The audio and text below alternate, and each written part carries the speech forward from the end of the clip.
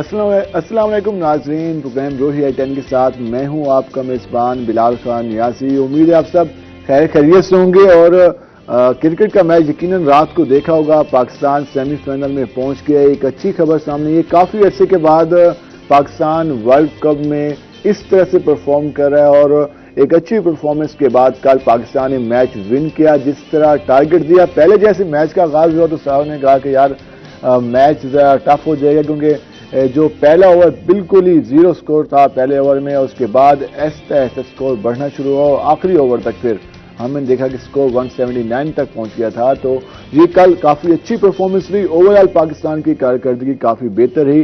اور سارے یہ لوگ جب کل ہم رات کو بیٹھے ہوئے تو دوست کہہ رہے تھے کہ ایک ٹائم تھا کہ جب بھی کوئی ورلڈ کپ ہوتا ہے، چیمپئن ٹرافی ہوتی، تو ہم کیلکولیشن کر رہے ہوتے تھے کہ یار اتنے پوائنٹس فلاں کو مل جائیں، اتنے پوائنٹس فلاں کو مل جائیں تو پاکستان کی ٹیم سیمی فائنل میں پہنچ جائے گی۔ لیکن شکر الحمدللہ کہ اس بار پاکستان کی ٹیم بالکل ایک اچھے انداز میں سیمی فائنل میں پہنچی ہے اور سب سے پہلے پہنچی ہے۔ امید ہے، دعائیں ہیں پوری قوم کی کہ اللہ کرے کہ ورلڈ کپ جیت کے آئے ہماری ٹیم اور فائنل بھی جیتے اور سیمی فائنل کا میچ بھی ہم جیت سکیں۔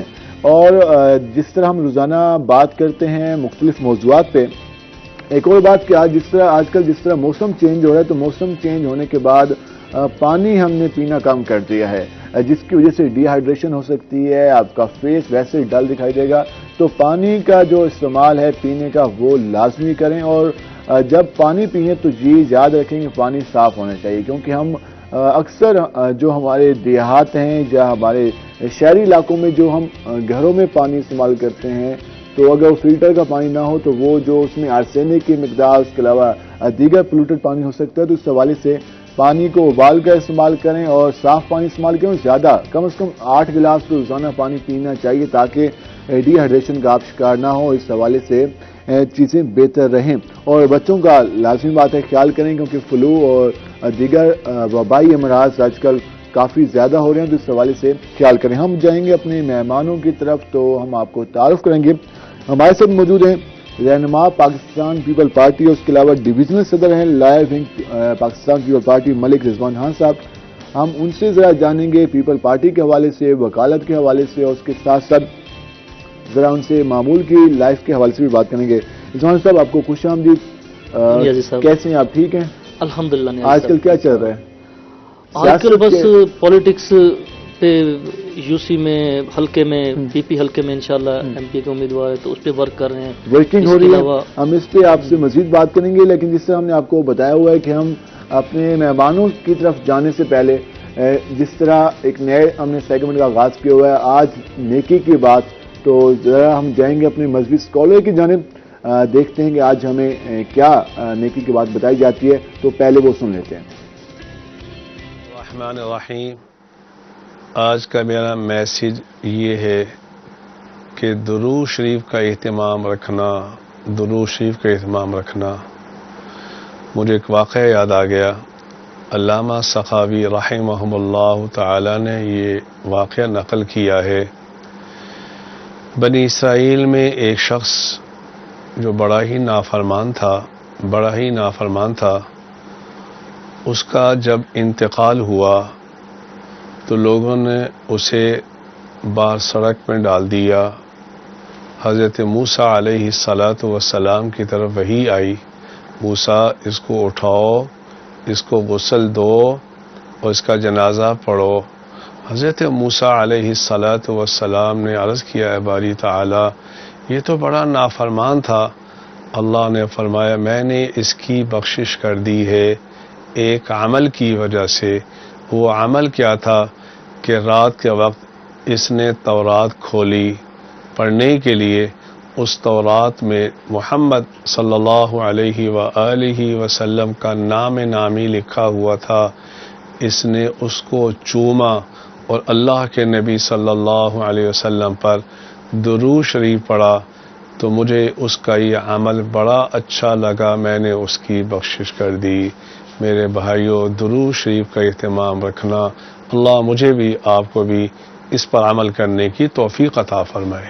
آمین۔ آمین آمین. بالکل درود پاک کا اہتمام کرنا چاہیے. اس کے بعد جو فضیلتیں برکتیں نازل ہوتی ہیں اس کا ہم شمار نہیں کر سکتے. اور درود پاک سے یہ حکم بھی ہے کہ اللہ اور اس کے فرشتے حضور پاک صلی اللہ علیہ وسلم پر درود پاک بھیجتے ہیں. تو ایمان والو آپ بھی درود پاک بھیجا کرو. تو درود پاک کا کثرت سے پڑھنا چاہیے تاکہ ہم پر، ہمارے والدین پر، ہمارے معاشرے پر بھی اس حوالے سے رحمتیں اور برکتیں درود پاک کی فضیلت سے نازل ہوں. ہم جائیں ذرا اپنے مہمانوں کی جانب اور ذرا ان سے باتیں کرتے ہیں کہ وہ اپنی ڈیلی لائف کا آغاز کیسے کرتے ہیں. رضوان صاحب، ایک تو سیاست چلتی رہتی ہے، وکالت بھی چل رہی ہے آپ کی. معمول کی لائف کیا ہے، روٹین لائف کیا ہے، کس طرح سے دن کا آغاز ہوتا ہے اور چائے کے ساتھ آغاز ہوتا ہے؟ صبح ظاہر ہے اٹھ کے نماز پڑھتے ہیں پہلے، پھر بچے وغیرہ کو اسکول چھوڑنا ہوتا ہے، تو اس کے بعد پھر ناشتہ چائے. اسکول ڈیوٹی لازمی ہے مطلب کہ؟ وہ تو لازمی ہے. ہماری کوشش ہوتی ہے کہ بچوں کو خود چھوڑ ناشتہ کے. بھابھی بناتی ہیں یا آپ ہیلپ کرتے ہیں؟ نہیں، وہ خود بناتی ہے. تو کبھی کبھی ایک بچہ میرا ہے وہ تنگ کرتا ہے، ٹھیک ہے، کہتا ہے کہ مجھے نا ورزی بابا آپ پہنائیں. ہاں چھوٹا، تو اس میں ہیلپ کر دیتا ہوں میں. اچھا. ہاں جی. تو اس میں مطلب کہ ہوتا ہے کہ اکثر اوقات اگر مرد کام کرنے لگ جائیں تو پھر ریلیٹیوز کہتے ہیں کہ یار یہ دیکھو یہ ابھی سے کام.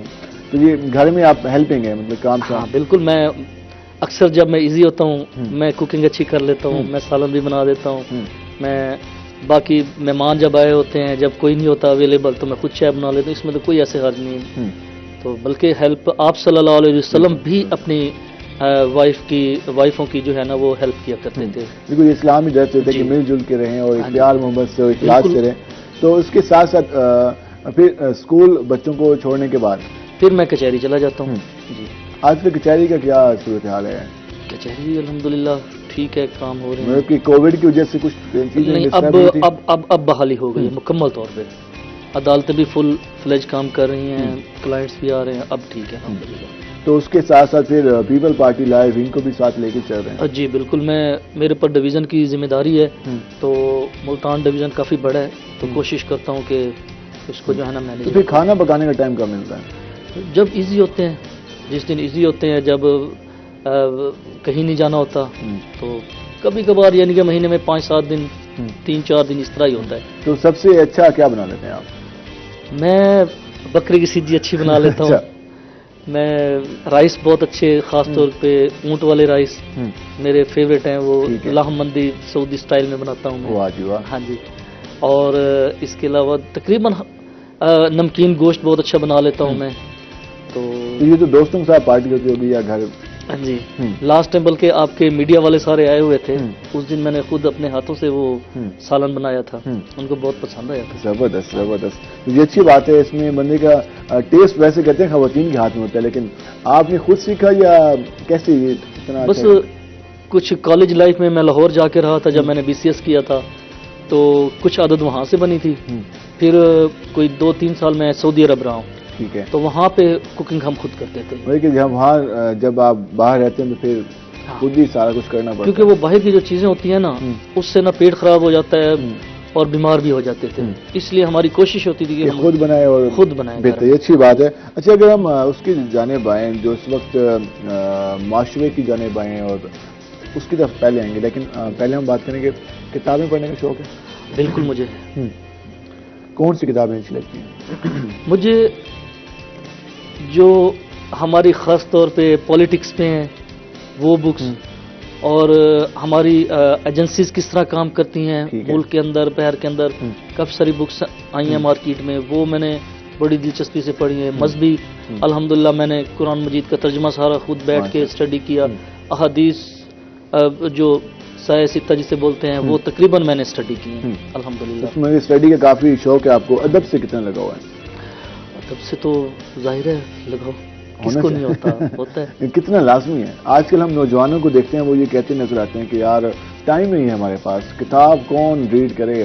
تو یہ کتنا لازمی ہے کتاب بک ریڈنگ؟ سر یہ بک ریڈنگ اس لیے ضروری ہے کہ ایک تو بندے کے اندر شعور آتا ہے، دوسرا اس کا ویژن کلیئر ہوتا ہے، اس کا مائنڈ وسیع ہوتا ہے، تو زندگی کے طور طریقوں کا پتہ چلتا ہے. یہ پتہ چلتا ہے کہ آپ کے جو پیچھے بزرگ گزر گئے ہیں انہوں نے لائف کیسے گزاری. مار تو ہر کسی نے جانا ہے. سب سے اچھی بک کون سی لگی آپ؟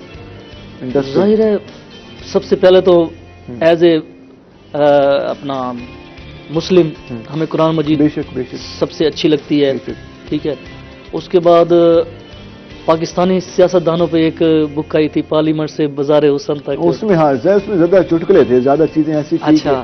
اس کے علاوہ ایک مجھے یاد نہیں آ رہی، وہ پاکستانی ایجنسیز پہ تھی، ٹھیک ہے، وہ مجھے بہت اچھی لگی، اور واقعی ایسا ہوتا ہے جس طرح ہماری ISI کام کرتی ہے، مطلب ایز اے فقیر بن کے گھوم رہے ہوتے ہیں، کتنے کتنے دن دریا کے اندر، یا بالکل پراپر ٹریننگ ہوتی ہے اس میں ورکنگ۔ میں ان کی واقعی دیکھ کے حیران رہ گیا، وہ پڑھ کے حیران رہ گیا کہ یہ ہمارے ملک کا دفاع کس طرح کرتے ہیں، کس طرح یہ را کے ایجنٹ، موساد کے ایجنٹ، مطلب پوری دنیا تو ہمیں توڑنا چاہ رہی ہے، پوری دنیا تو چاہ رہی ہے کہ ہمیں برباد کریں، تو یہ کس طرح ہمارا دفاع کی ہوئی ہے۔ وہ ہمارے وہ سولجر ہیں جو کہ سامنے تو نہیں آتے، لیکن اس کے باوجود ہماری سرحدوں کی، ہماری اقدار کی حفاظت کریں، کہ ہم سب کو ان کا سلام ہے۔ ہم آتے ہیں ذرا سیاست کی طرف۔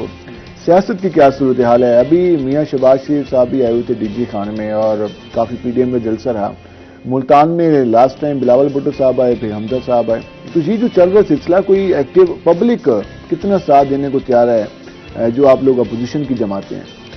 پبلک بالکل ساتھ دے رہی ہے، نکل بھی رہی ہے، لیکن عام پبلک جو ہے نا، کیونکہ چیزیں اتنی مہنگی ہو گئی ہیں، پہلے 700-600 روپے 2018 میں ایک مزدور کی وہ دہاڑی ہوتی تھی، ٹھیک ہے، تو اب 100 روپے 800 روپے تک پہنچی ہے، جبکہ 3 گنا چیزیں مہنگی ہو گئی ہیں، یعنی کہ جہاں پر 800 کا ان کا خرچہ ہوتا تھا، اب 2400 روپے پہ پہنچ گیا ہے، تو وہ بیچارے بچوں کو کیا کھلائیں، کیا کریں وہ، تو اس لیے کافی پرابلمز لوگوں کو، اگر ایک دن ان کی ایک دہاڑی ضائع ہوتی ہے تو آپ دیکھیں وہ بچوں کو گھر کیا لے کے جائیں گے۔ آپ جو کہہ رہے ہیں کہ اب لوگ احتجاج میں وسائل نہیں ہیں، وسائلوں کی وجہ سے، ہاں جی، یہ بہت بڑا اس وقت المیہ بن چکا ہے، لیکن دوسری طرف اگر ہم دیکھیں تو ڈکیتیاں بہت بڑھ گئی ہیں، اس میں جو واقعات، کرائم کے واقعات میں اضافہ، کرائم کے واقعات میں بہت زیادہ اضافہ ہو گیا۔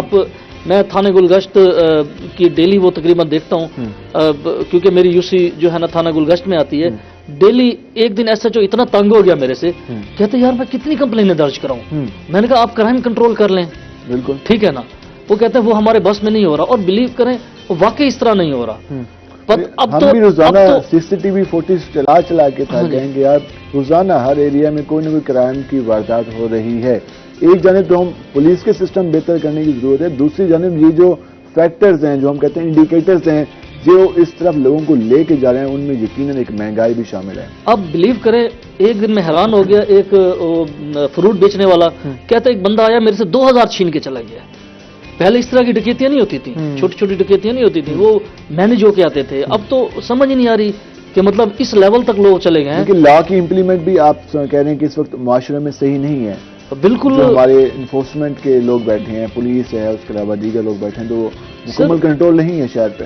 سر اگر ہم سٹڈی کریں ترقی یافتہ ممالک کی کہ انہوں نے کرائم کیسے کنٹرول کیا، ٹھیک ہے، کرائم وہاں پہ بھی ہوتے ہیں لیکن کم ہوتے ہیں، تو اگر ہم اس لیول پہ آ جائیں، سب سے پہلے تو جب آپ کے آگے بھوکے مر رہے ہوں گے آپ کیا کریں گے؟ جب اسٹیٹ کھانے پینے کی ذمہ داری ادا کرنے کو تیار نہیں ہے، بنیادی رائٹس دینے کو تیار نہیں ہے، تو پھر ہم کہہ سکتے ہیں کس طرح سے معاشرہ امن کا باعث بن سکتا ہے؟ بالکل، اس پہ ہمیں اس پہ کام کرنے کی ضرورت ہے، لیکن اب سیاستدانوں نے اتنے وعدے عوام سے کیے ہیں۔ میں خود پروگرام کرتا ہوں ایک، جب بھی میں روڈ پہ جاتا ہوں، لوگوں سے ملتا ہوں، بات کرتا ہوں، وہ کہتے ہیں یار ہمیں بلیو نہیں ہے لوگوں سیاستدانوں کی باتوں پہ، ہمیں خواب دکھائے جاتے ہیں، وہ وعدے ہی کیا جو وفا ہو۔ وہ عام سا بندہ بھی یہ بات کہتا نظر آتا ہے، جس کو دیکھ کے کہا جاتا ہے کہ یار اس کو نہیں پتا ہوگا سیاست کا، لیکن عام آدمی کو معلوم ہے کہ ہمارے ملک میں کیا ہو رہا ہے۔ تو یہ سیاستدانوں کی ویکنیس تو ہے کہ ہمارے لوگوں کا اعتماد نہیں جیت سکے۔ وہ سیاستدان ایک ہے اپر لیول کی پالیٹکس، ایک ہے ربر سٹیمپ والے، میں کہہ دوں گا۔ تو جو اپر لیول کی پالیٹکس ہے وہ کہیں اور سے کنٹرول ہوتی ہے، ٹھیک ہے، جہاں سے کنٹرول ہوتی ہے اگر وہ کرنا چاہے تو اس کو کر سکتے ہیں۔ یہ MNA MPs کے ہاتھ میں کیا ہے؟ ان کے ہاتھ میں تو کچھ نہیں ہوتا، یہ ووٹ لے کے جاتے ہیں، آگے جو کچھ ہوتا ہے اسمبلیوں میں ہم بھی دیکھ رہے ہیں، آپ بھی دیکھ رہے ہیں۔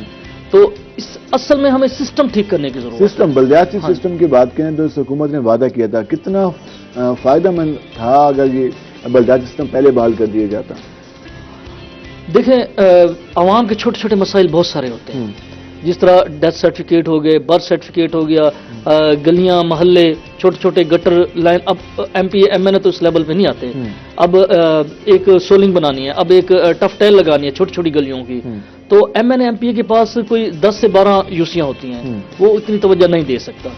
تو اچھا دوسرا ان کے پاس ایکسیس بہت کم ہوتی ہے عوام کے پاس M N A M P A, کیونکہ وہ زیادہ لاہور ہوتے ہیں یا ہاں جی. تو بلدیاتی سسٹم جو اسٹرانگ پوری دنیا میں آپ دیکھ لیں، خاص طور پہ یو کے کا سسٹم آپ دیکھ لیں، بڑا ویل مینیجڈ ہے. اس میں واقعی بلدیاتی نمائندوں کے پاس اختیارات بھی ہیں، اور جو اوپر بیٹھے ہوتے ہیں اصل M N A M P As کا کام تھا کہ وہ قانون سازی کرتے ہیں. وہ جب قانون سازی نہیں ہوگی کیا امپلیمنٹیشن ہوگی، کیا عوام کو فائدے ہوں گے؟ تو بلدیاتی جو سسٹم ہے اس کو اگر پہلے بحال کر دیتے. اب آپ یہ دیکھیں کہ میں ایز اے چیئرمین میں خود بحال ہوا ہوں اب، لیکن ہمیں 2 مہینے اب دیے گئے ہیں، ہمارے 30 مہینے بیچ میں سے ختم ہو گئے، دسمبر تک کے بعد آپ کو ٹائم ختم ہو جائے. اچھا اس میں بھی آج تک، آج 3 دسمبر ہو گئی ہے، 3 نومبر ہو گئی ہے سوری، تو ابھی تک ہمیں یو سی آفس نہیں دیا گیا، ابھی تک ہمیں سگنیچر اتھارٹی نہیں دی گئی. تو ہم کیا کریں گے؟ پیچھے 1 مہینہ اور 27 دن رہ گئے ہیں. تو جو فنڈز کی باتیں کی جا رہی تھی کہ ہم فنڈز بھی دیں گے، اور میئر نے بھی کہا اور ضلع کونسل چیئرمین نے بھی کہا کہ ہم فنڈز بحال کر رہے ہیں اور اعلان کر رہے ہیں، تو واقعی فنڈز مل رہے ہیں یا صرف اعلانات تک محدود ہیں؟ فنڈز انہوں نے اسکیمیں لے لی تھیں. ضلع چیئرمین جو ہے اس نے 30 لاکھ کی اسکیمیں لی تھیں پر یو سی، اور میئر نے 40 لاکھ کی. ہم خود بھی جمع کرا کے آئے، لیکن کل ایک نوٹیفیکیشن جاری ہوا ہے جس کی کاپی میرے پاس آئی ہے لوکل گورنمنٹ کا، جو لوکل گورنمنٹ کے تھرو، کہ کوئی فنڈ بھی یہ یوز نہیں کر سکتے. اب مطلب عجیب سا، جو وہاں قراردادیں منظور ہوئی اجلاس میں، اس کے علاوہ جو باتیں ان کی کوئی وہ نہیں ہے، وہ کچھ یہ صرف نا ٹائم ویسٹ. انہیں پتا ہے کہ 2 مہینے یہ ہم کنٹیمپٹ میں چلے جائیں گے، کنٹیمپٹ کی پیشی بھی آ رہی ہے میرے خیال میں، تو جب ٹائم ختم ہو جائے گا تو یہ انفریکچوس ہو جائے گا. یہ سارا جو بھی دعوے چل رہے ہیں، جو بھی اپنا ریٹیں ہماری چل رہی ہیں ادھر جن کو ہم نے چیلنج کیا ہوا ہے، تو اس کے بعد انفریکچوس ہو گیا تو اس کے بعد کیا کریں گے؟ بلدیاتی سسٹم سابقہ حکومت نے دیا، کیا اس پہ بھی کافی اعتراضات تھے کہ اس میں بھی اختیارات نہیں دیے گئے؟ مجھے یاد ہے ضلع کونسل کے اجلاس میں ایک پتہ نہیں ہمارے یہاں ایک روایت ایسی ہے کہ اپوزیشن جو بھی جہاں بھی ہو اس کو فنڈ نہیں دیے جاتے. لاسٹ ٹائم جب اجلاس ہوتے تھے تو اس وقت یہ صورتحال ہوتی تھی کہ جو اپوزیشن کے لوگ ہوتے تھے وہ یہ بات کہتے نظر آتے تھے کہ ہماری یوسی کو 1 روپے بھی نہیں ملا اور باقی یوسیز کے ٹینڈر ہو گیا، اس کے بعد وہ کورٹ میں جاتے تھے. یہ صورتحال تھی. بالکل یہ صورت، اور اس کے بعد وہاں سے ریلیف ملتا تھا. بالکل. یہ کیا ہے مطلب، یہ سمجھ نہیں ہے جس بات اصل پہلے تو نون لیگ بھی جس طرح پی ٹی آئی اس وقت نہیں کرانا چاہ رہی بلدیات، نون لیگ بھی نہیں کرانا چاہ رہی تھی. پہلے عدالت نے ایک دفعہ آرڈر کیا تھا 2013 میں، تو انہوں نے کاغذات وغیرہ ہم سے لے لیے تھے، اس کے بعد الیکشن نہیں ہوئے تھے، پھر ملتوی. پھر 2015 میں سپریم کورٹ نے بہت کھینچا تو انہیں مجبوراً کرانے پڑے. انہوں نے کہا کہ ہم آپ کو گھر بھیج دیں گے، جس طرح آج کل پوزیشن چل رہی ہے سپریم کورٹ میں، تو یہی پوزیشن تھی. انہوں نے تنگ آ کے الیکشن کرائے، پھر جو ان کے نمائندے بن گئے وہ تو ان کے لیے ویل اینڈ گڈ ہو گیا، بالکل ٹھیک ہے نا. جو ان کے مخالف بنے، تو ہمیشہ یہ چلتا آ رہا ہے، یہ حالانکہ نہیں ہونا چاہیے. آپ جیت گئے، اب آپ گورنمنٹ کے، آپ حکومت کے فنڈ ہے، وہ تو پبلک کا فنڈ ہے، پبلک کا فنڈ ہے، فنڈ نہیں، کسی پارٹی کا فنڈ نہیں ہے کہ وہ اپنی پارٹی میں ڈسٹریبیوٹ ہو. ہمارے ہی جو ٹیکسز ہوتے ہیں وہ اکٹھے کر کے ہمیں دیتے ہیں، یا باہر سے قرضے لیتے ہیں، یا امدادیں آتی ہیں، تو ایک ایک چیئرمین کو ان کو دینا چاہیے فنڈ. اس میں جس علاقے میں فنڈ نہیں ملتے اس کا رزلٹ یہ نکلتا ہے کہ وہ علاقے پیچھے رہ جاتے ہیں. تو وہاں بھی اسی ملک کے لوگ رہتے ہیں، اسی شہر کے لوگ رہتے ہیں، تو ان کو ابھی اتنا ہی حق ہے، وہ بھی اتنے ہی ٹیکس دیتے ہیں جیسے وہ ایک حکومتی جماعت کا جو یوسی چیئرمین ہو یا ایم پی ہو جس علاقے سے جیتا ہو، یا دوسرے علاقے سے اگر اپوزیشن جیتی ہو، تو وہاں کے رہنے والے لوگ تو اس ملک کے شہری ہیں، اس شہر کے شہری ہیں، ٹیکس دیتے ہیں، ایکسائز کا ٹیکس دیتے ہیں، ایف بی آر کا دیتے ہیں، اس کے علاوہ جو سیلز ٹیکس ہو گیا، اس کے علاوہ جو انڈائریکٹ ٹیکسز کی بھرمار ہے وہ لوگ یہ پے کرتے ہیں. اس کے باوجود بھی اگر 1 روپے بھی نہ ملے، اس علاقے میں فنڈ نہ لگے، تو پھر کس کا قصور ہے؟ اور پھر کیا جمہوریت کی ہم باتیں کرتے ہیں؟ یہ جو ہم نے اس بار بھی دیکھا ہے کہ کچھ حلقے ہیں پوزیشن کے، وہاں پر فنڈ نہیں ملا. بالکل فنڈ نہیں دیتے، ان کی عادت ہوتی ہے. اب بھی صرف ایک جماعت کا قصور نہیں ہے، نہیں سب ایسے کرتے ہیں، سب جماعت بالکل. ہاں میں یوسف رضا گیلانی صاحب کی تعریف کروں گا اس معاملے میں. جب ان کے پاس یہ لوگ گئے اپنا نون والے اور پی ٹی آئی والے، تو ایک پیپل پارٹی کے بندے نے کہا، مجھے آج بھی یاد ہے، انہوں نے کہا جی یہ پی ٹی آئی کا بندہ ہے. تو آگے گیلانی صاحب نے کہا کہ میں آپ کا وزیر اعظم نہیں ہوں، میں ملک کا وزیر اعظم ہوں، میرے پاس ہر بندے نے آنا. اور انہوں نے ہر بندے کو فنڈ دیا. اس وقت ملتان میں جو بھی بندہ ملتان سے گیا انہوں نے فنڈ دیا، کوشش کی. اور ڈیولپمنٹ بھی اس دور میں نظر آئی. تو اس طرح ہونا چاہیے بجائے اس کے کہ آپ انتقامی سیاست لیں, ٹھیک ہے نا, تو اس میں عوام ہی ماری جاتی ہے. اس کا نقصان بھی ہوتا ہے, جو یہ لوگوں کو نظر آ رہا ہوتا ہے.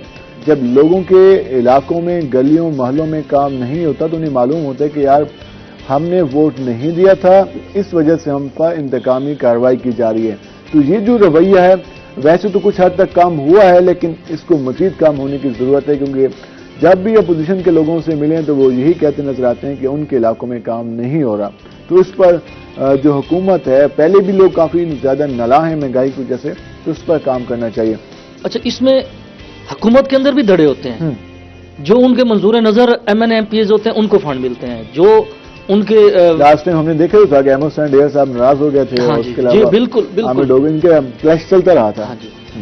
پہلی بات یہ ہے کہ M N A M P S کا کام ہی نہیں ہے فنڈ لگانا, ان کا کام قانون سازی ہے, لیکن قانون سازی کریں, ملک کو ترقی کی طرف لے جائیں. وہ دیکھیں کہ انفلیشن کیوں ہو رہی ہے اس لیول پہ, ایک 10% یا کوئی ریکمینڈڈ ایک پرسنٹیج ہوتی ہے, اس سے زیادہ انفلیشن ہو جائے تو خط غربت بڑھ جاتا ہے. ہماری پارلیمنٹ یا ہمارے جو اجلاس ہوتے ہیں وہاں پر اس طرح کی گفتگو کہیں ہوتی ہے؟ وہاں تو صرف نعرے بازی ہوتی ہے, اس کے علاوہ ایک کھینچا تانی ہوتی ہے. وہ جو بل پاس کیا جانا ہوتا ہے اس کی کاپیاں پھاڑی جا رہی ہوتی ہیں, ایک دوسرے کو ماری جا رہی ہوتی ہیں. بالکل, اس کی وجہ یہ ہے کہ پڑھے لکھے لوگ زیادہ نہیں جاتے, جس کو لا کا پتہ ہو, جس کو خاص طور پہ ایڈوکیٹس زیادہ سے زیادہ جانے چاہیے. اگر کوئی 2-4 بندے وہاں پہ پہنچ بھی جاتے ہیں پڑھے لکھے. وکلا کا بھی جو ہے مین چیز تو تربیت ہے. وکلا بھی تو ہم نے دیکھا کہ ان کے بھی کافی سارے واقعات آئے, جس طرح لاہور میں واقعہ ہوا, اس میں جو ہے نا پھر وہی بات آ جاتی ہے. ایک پریکٹسنگ لائر ہوتے ہیں, ایک صرف وہاں پہ نا میں کہتا ہوں کہ اپنے آپ کو نا سیو کرنے کے لیے. اس پہ ہم مزید بات کریں گے. ناظرین, تربیت پہ ہم آئیں گے کہ کس طرح سے سیاسی کارکن کی تربیت ہونی چاہیے,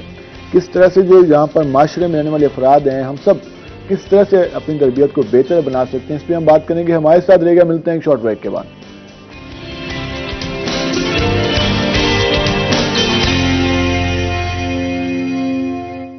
ویلکم بیک ناظرین. جس طرح ہم بات کر رہے تھے تربیت کے حوالے سے بات کی, اور ہم نے جو ہمارا سیاسی کلچر ہے اس حوالے سے ہم تفصیلی بات کر رہے تھے. ہم مزید بھی اس حوالے سے بات کرتے ہیں کہ ہم کس طرح سے چیزوں کو بہتر بنا سکتے ہیں. رضوان صاحب جی, آپ وکیل رہے ہیں, ڈویژنل صدر بھی ہیں لائر ونگ کے, کیا سمجھتے ہیں کہ جو ہمارے ہاں آپ کے پاس کیسز بھی یقیناً آتے ہوں گے, اور اس کے علاوہ آپ وکلا کا بیہیویئر بھی دیکھتے ہوں گے, معاشرے کا بیہیویئر, سب کا بیہیویئر دیکھتے ہیں, ہم سب دیکھ رہے ہوتے ہیں, کس طرح سے ہم چیزوں کو بہتر بنا سکتے ہیں, کس چیز کی کمی نظر آتی ہے؟ سب سے پہلے تو ہمیں جوڈیشری میں چینج لانا پڑے گا. ہماری جوڈیشری اتنی بیڈ پوزیشن پہ پہنچ چکی ہے کہ 128ویں نمبر پہ ہماری عدلیہ سسٹم جو ہمارا ایک انصاف فراہم کرنے انصاف کا جس معاشرے میں انصاف نہ ہونا وہ معاشرہ قائم نہیں رہ سکتا, اور آج ہماری وہی پوزیشن ایسا نظر آ رہی ہے. اس میں چینجنگ بہت بڑے لیول کی ضرورت ہے. اب دیکھیں, سپریم کورٹ میں بندہ پھانسی پہ چڑھ جاتا ہے, اس کے بعد پتہ چلتا ہے کہ وہ بری ہو چکا ہے. کئی اس طرح کے ہوئے ہیں, واقعات رپورٹ ہو چکے ہیں, ٹھیک ہے نا. اسی طرح زمینوں کے معاملات, سیول سسٹم, جو ہم ایک ٹرم یوز کرتے ہیں دیوانی کیس, وہ تو پھر نسلیں چلاتی ہیں. خاص طور پہ جو دیوانی کیس فیملی سسٹم اب بہت بہتر ہو گیا. اس میں 1-2 سال میں, حالانکہ 6 مہینے کا انہوں نے ٹائم دیا ہوا ہے, لیکن اس کے باوجود 1-2 سال میں بہرحال فیصلے ہو جاتے ہیں, ریلیکسیشن مل جاتی ہے, ریلیف مل جاتا ہے. اس میں وکلا کا بھی ایک کردار ہے. اب لوگ گھبراتے ہیں, کورٹ کچہری وکلا کا نام سن کے وہ کہتے ہیں یار ہم نہیں جاتے, وہ فیسز پہ فیسز, دیوانی کیس ہے تو وہ چلتا رہے گا, وہ پیشی بس اگلی پیشی پھر اگلی پیشی.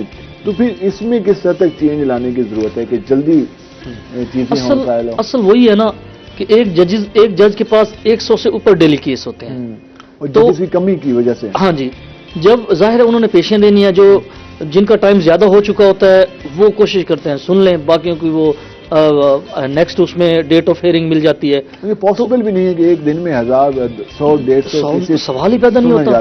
پاسبل بھی نہیں ہے. اس کی وجہ سے جو کرمنل لوگ ہیں, جو قبضہ گروپ ہیں, قبضہ مافیا ہیں, وہ اس میں ڈومینیٹ ہو جاتے ہیں کہ ایک سٹے لے لیا, اس کے بعد قبضہ کر لیا. آج کے جو سٹے کا چل رہا ہے کہ پوری پراپرٹی پہ سٹے لے لو, کنسٹرکشن رک جائے گی, سارا کچھ رک جائے گا, اور اس کے بعد وہ چلتا رہے گا کیس. تو جی عجیب سا ہم نے بھی روزانہ واقعات سنتے ہیں، دیکھتے بھی ہیں، نیوز میں بھی رپورٹ ہو رہے ہیں، کوئی زمین خریدنے لگتا ہے تو اس کے بعد اسٹے کر لو، سارا کچھ وہیں رک جاتا ہے. تو جی معاملہ کس حد تک بہتر ہو سکتا ہے؟ اس میں کافی حد تک بہتری آ چکی ہے. ٹھیک ہے نا، اب ججز کلیئر لکھ دیتے ہیں کہ نیکسٹ ڈیٹ آف ہیئرنگ تک یہ اسٹے ہے. ٹھیک ہے، اگر ایکسپریسلی اس کو وہ نہ کیا گیا تو اس کو وائڈ اینڈ نل تصور کیا جائے گا.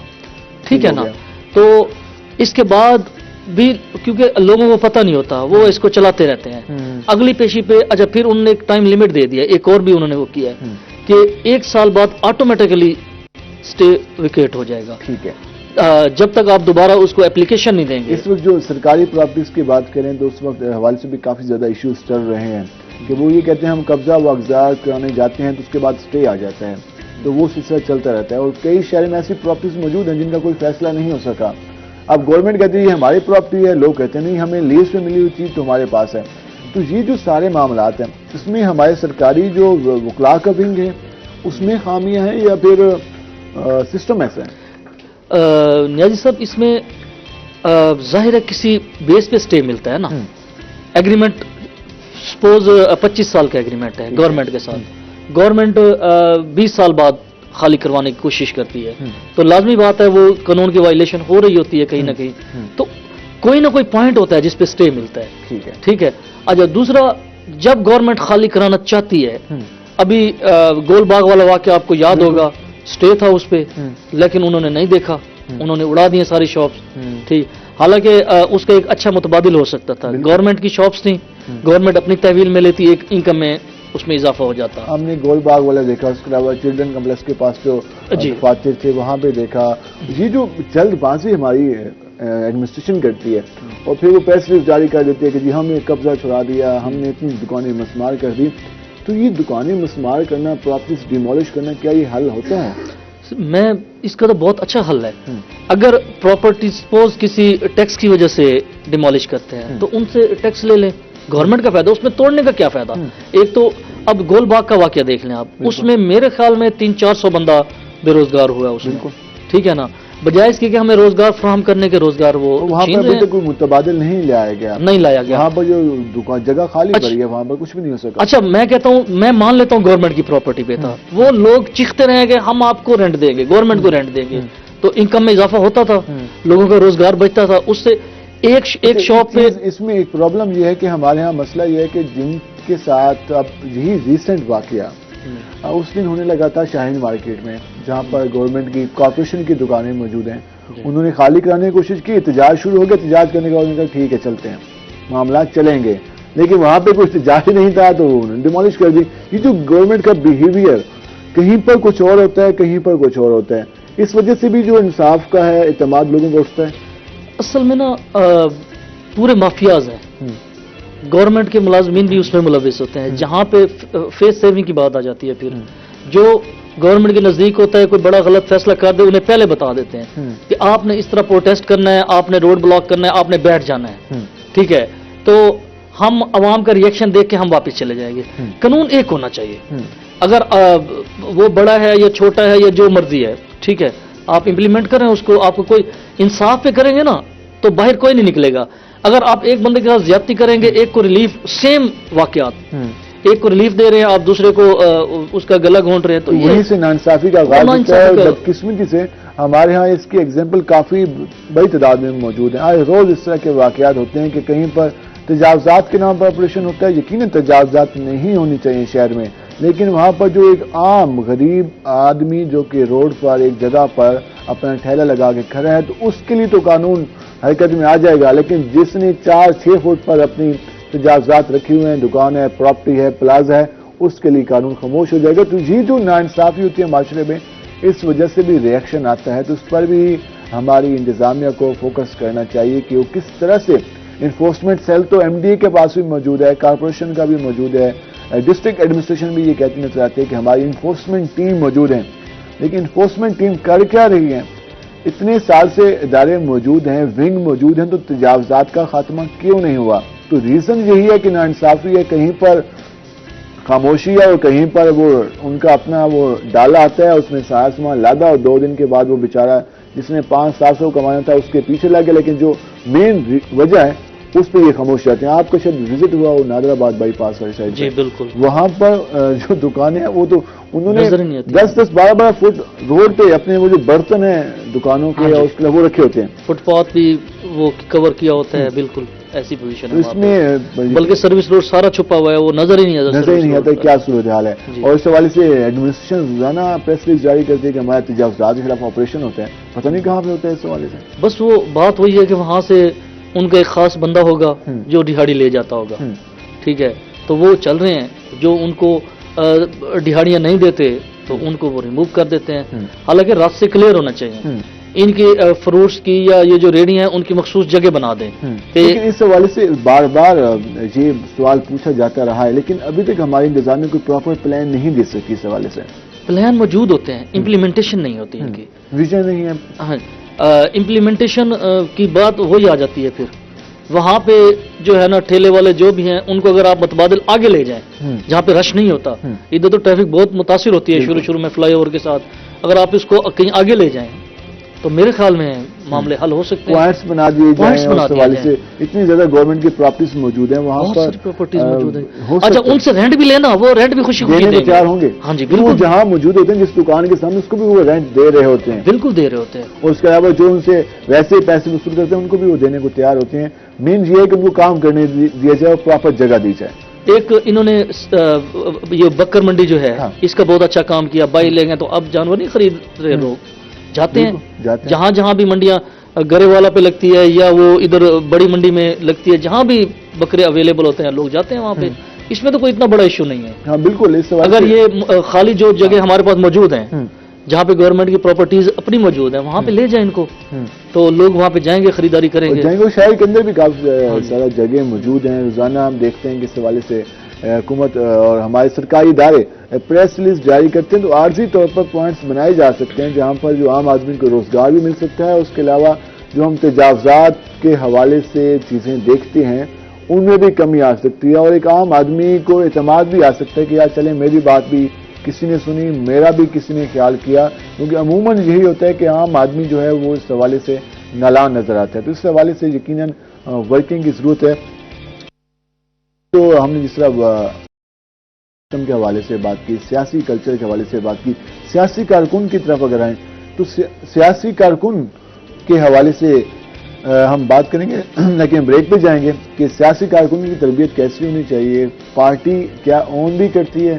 اب تو بعض پارٹیز ہیں کہ وہ کہتے ہیں کہ آ جائیں, سامنے آ جائیں, پھر کہتے ہیں نہیں ہمارا کارکن نہیں ہے. تو پارٹیز کو کتنا اون کرنا چاہیے اپنے کارکن کو, اور کارکن کی تربیت کیا ہونی چاہیے, اس پہ ہم بات کریں گے. ہمارے ساتھ رہ کے ملتے ہیں شارٹ بریک کے بعد.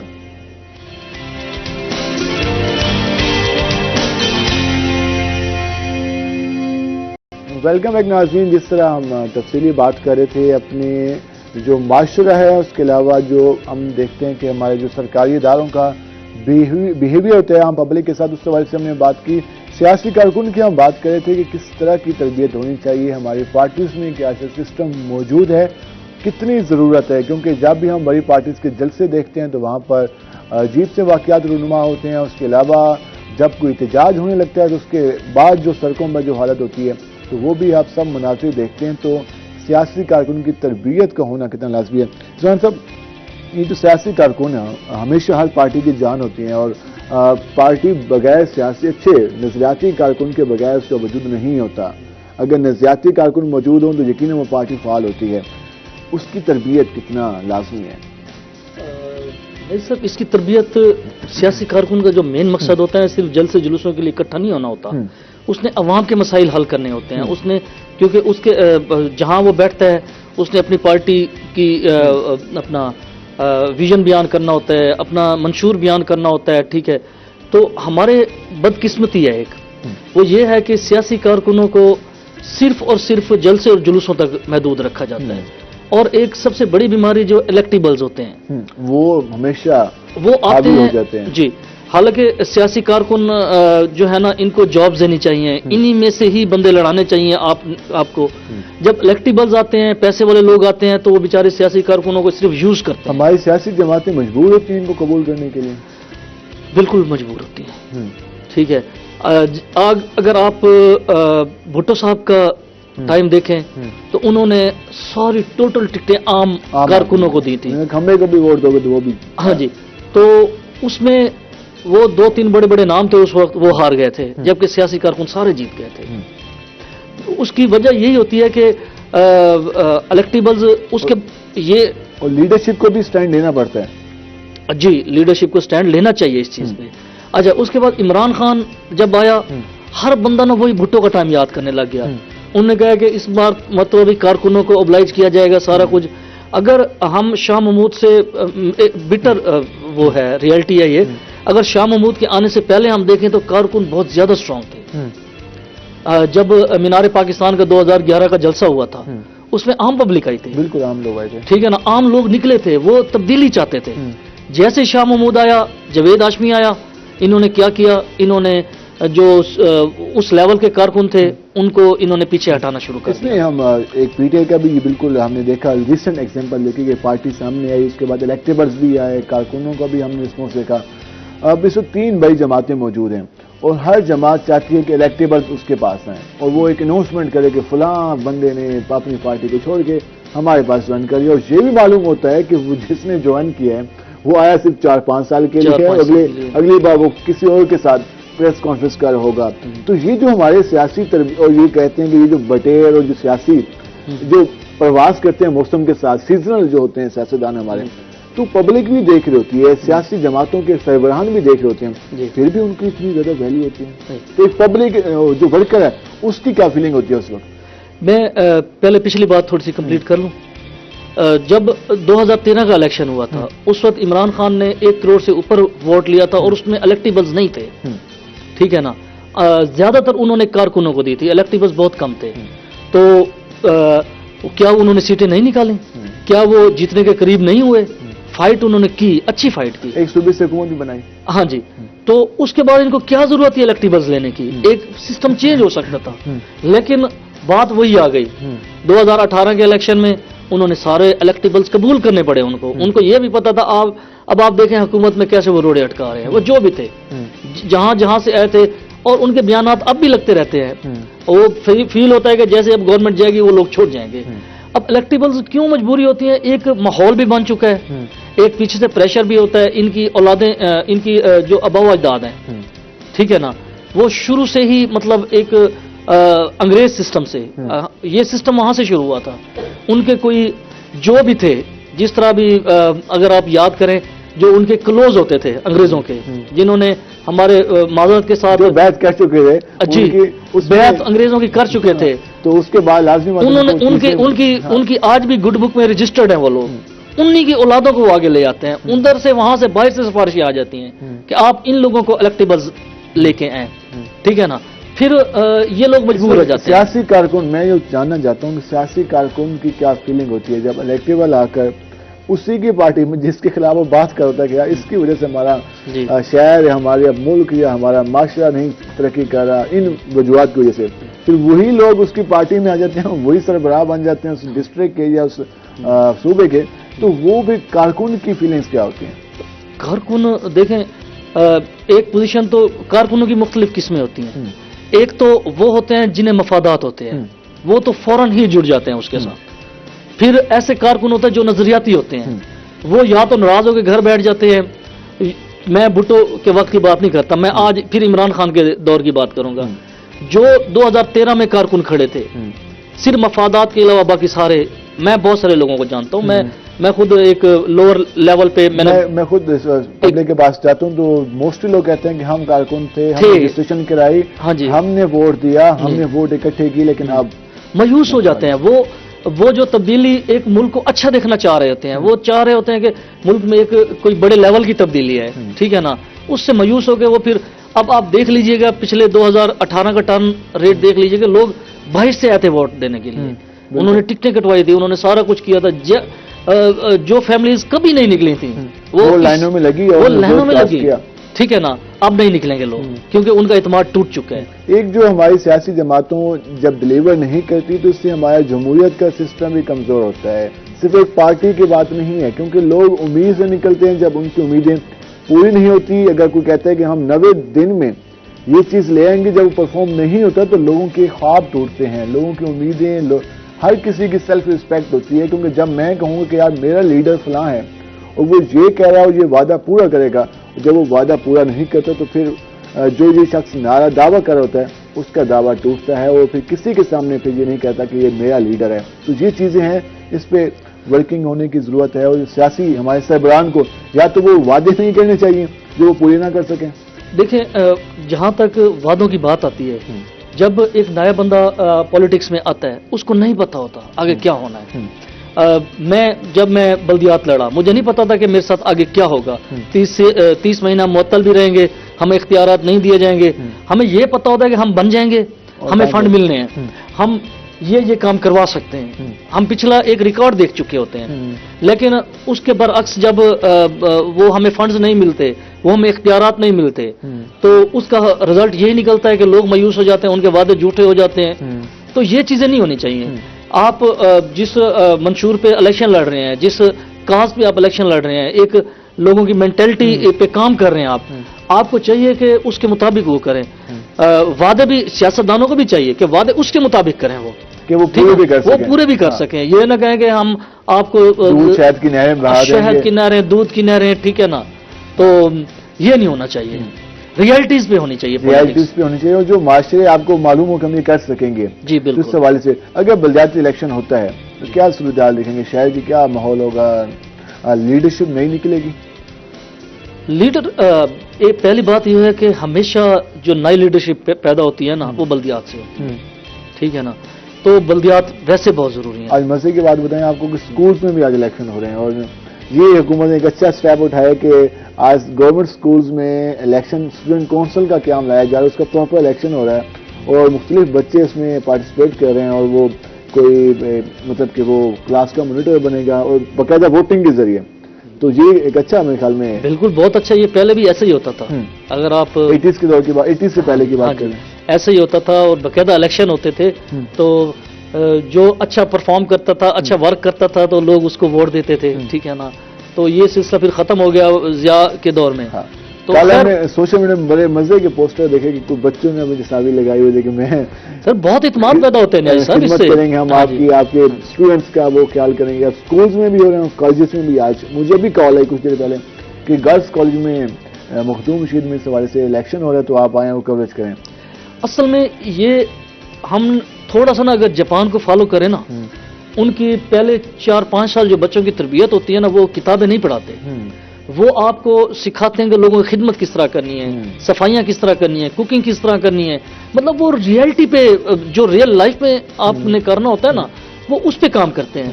تو یہ سسٹم ہمارے ملک میں کیوں نہیں آ سکتا؟ شروع سے ہی بچے جب سوشل ہو جائیں گے, انہیں یہ پتا ہوگا کہ باہر سے جو بندہ آ رہا ہے ہم اس کو کیا ویٹیج دینی ہے. ہم اگر گالی کسی کو نکالیں گے, تو میں ایک واقعہ میں دیکھ رہا تھا, ویڈیو ایک میرے پاس آئی انگریز دور کی, انگریز ملک کی تھی. اس میں ایک باپ نا ایک سٹور میں, ڈپارٹمنٹل سٹور میں ایک بچی کو سکھا رہا ہوتا ہے سوری کرنا. بھائی سوری کس طرح سکھاتے ہیں؟ تو اس کی ایک بہن, 2 اس کی بیٹیاں ہوتی ہیں, اس کی جو بڑی بہن ہوتی ہے اس کے ساتھ زیادتی کرتی ہے کوئی چیزیں لینے میں. تو وہ کہتا ہے سوری کرو, ٹھیک ہے نا. نہ مانتے, باپ ڈانٹتا ہے, اس کو وہ کر دیتا ہے. تو آخر کار نا وہ سوری کر دیتی ہے چھوٹی بہن کو. تو اس کے بعد ایک ینگ لیڈی آتی ہے, اس پہ وہ غلطی سے نا کوئی چیز اس پہ گر جاتی ہے. تو اس کا باپ اسے کہتا ہے کہ آپ اسے سوری کریں. تو وہ اس کو گالیاں نکالنا شروع کر دیتی ہے, ٹھیک ہے نا. پھر اس کے بعد جاتا ہے, پھر اس کے بعد جاتا ہے, وہ سوری نہیں کرتی. پھر اس کا باپ جاتا ہے اس کے پاس, جو ڈپارٹمنٹ اسٹور کا مالک ہوتا ہے, اسے کہتا ہے کہ میں بچی کی ٹریننگ کر رہا ہوں سوری کی, اس نے زیادتی کی ہے بچی کے ساتھ اور یہ سوری نہیں کر رہی. اس نے کہا اچھا چلے ٹھیک ہے. اور بلیو کریں ود ان 2 یا 3 منٹس پولیس آ جاتی ہے, اس کو باقاعدہ گرفتار کرتی ہے, ٹھیک ہے نا. جو انسانی رائٹس ہیں اس کو تو یہاں پہ گرفتار کرنے کے بعد وہ اس سے معافی منگواتے, بلکہ وہ رو پڑتی ہے, کہتی ہے واقعی میرے اندر کمی ہے, ٹھیک ہے نا, مجھے معافی مانگنی چاہیے تھی. وہ پھر معافی مانگتی ہے, اس کے بعد اس کو معاف کرتے ہیں اور وہ پولیس اس کو چھوڑ دیتی ہے. بالکل, اس میں ہمارے معاشرے کو ان چیزوں کی بہت ضرورت ہے کہ وہ اس پہ کام کریں. ملک رضوان صاحب آپ کا شکریہ, تفصیلی بات ہوئی, اور اس حوالے سے ہمارا بھی یہ پیغام ہے کہ دل دکھانا تو بہت بڑا گناہ ہے. اس حوالے سے اگر ہم سے غلطی ہو جاتی ہے تو سوری کہنے میں کوئی مذائقہ نہیں ہے, اور ایک اور بات کہ سوری کہنے کے بعد بھی کم از کم بار بار وہ چیزیں ریپیٹ بھی نہیں ہونی چاہیے. ہم بریک پہ جائیں گے, بریک سے واپس آئیں گے تو ہمارے ساتھ نئے مہمان موجود ہوں گے. ہمارے ساتھ رہے گا, ملتے ہیں شارٹ بریک کے بعد.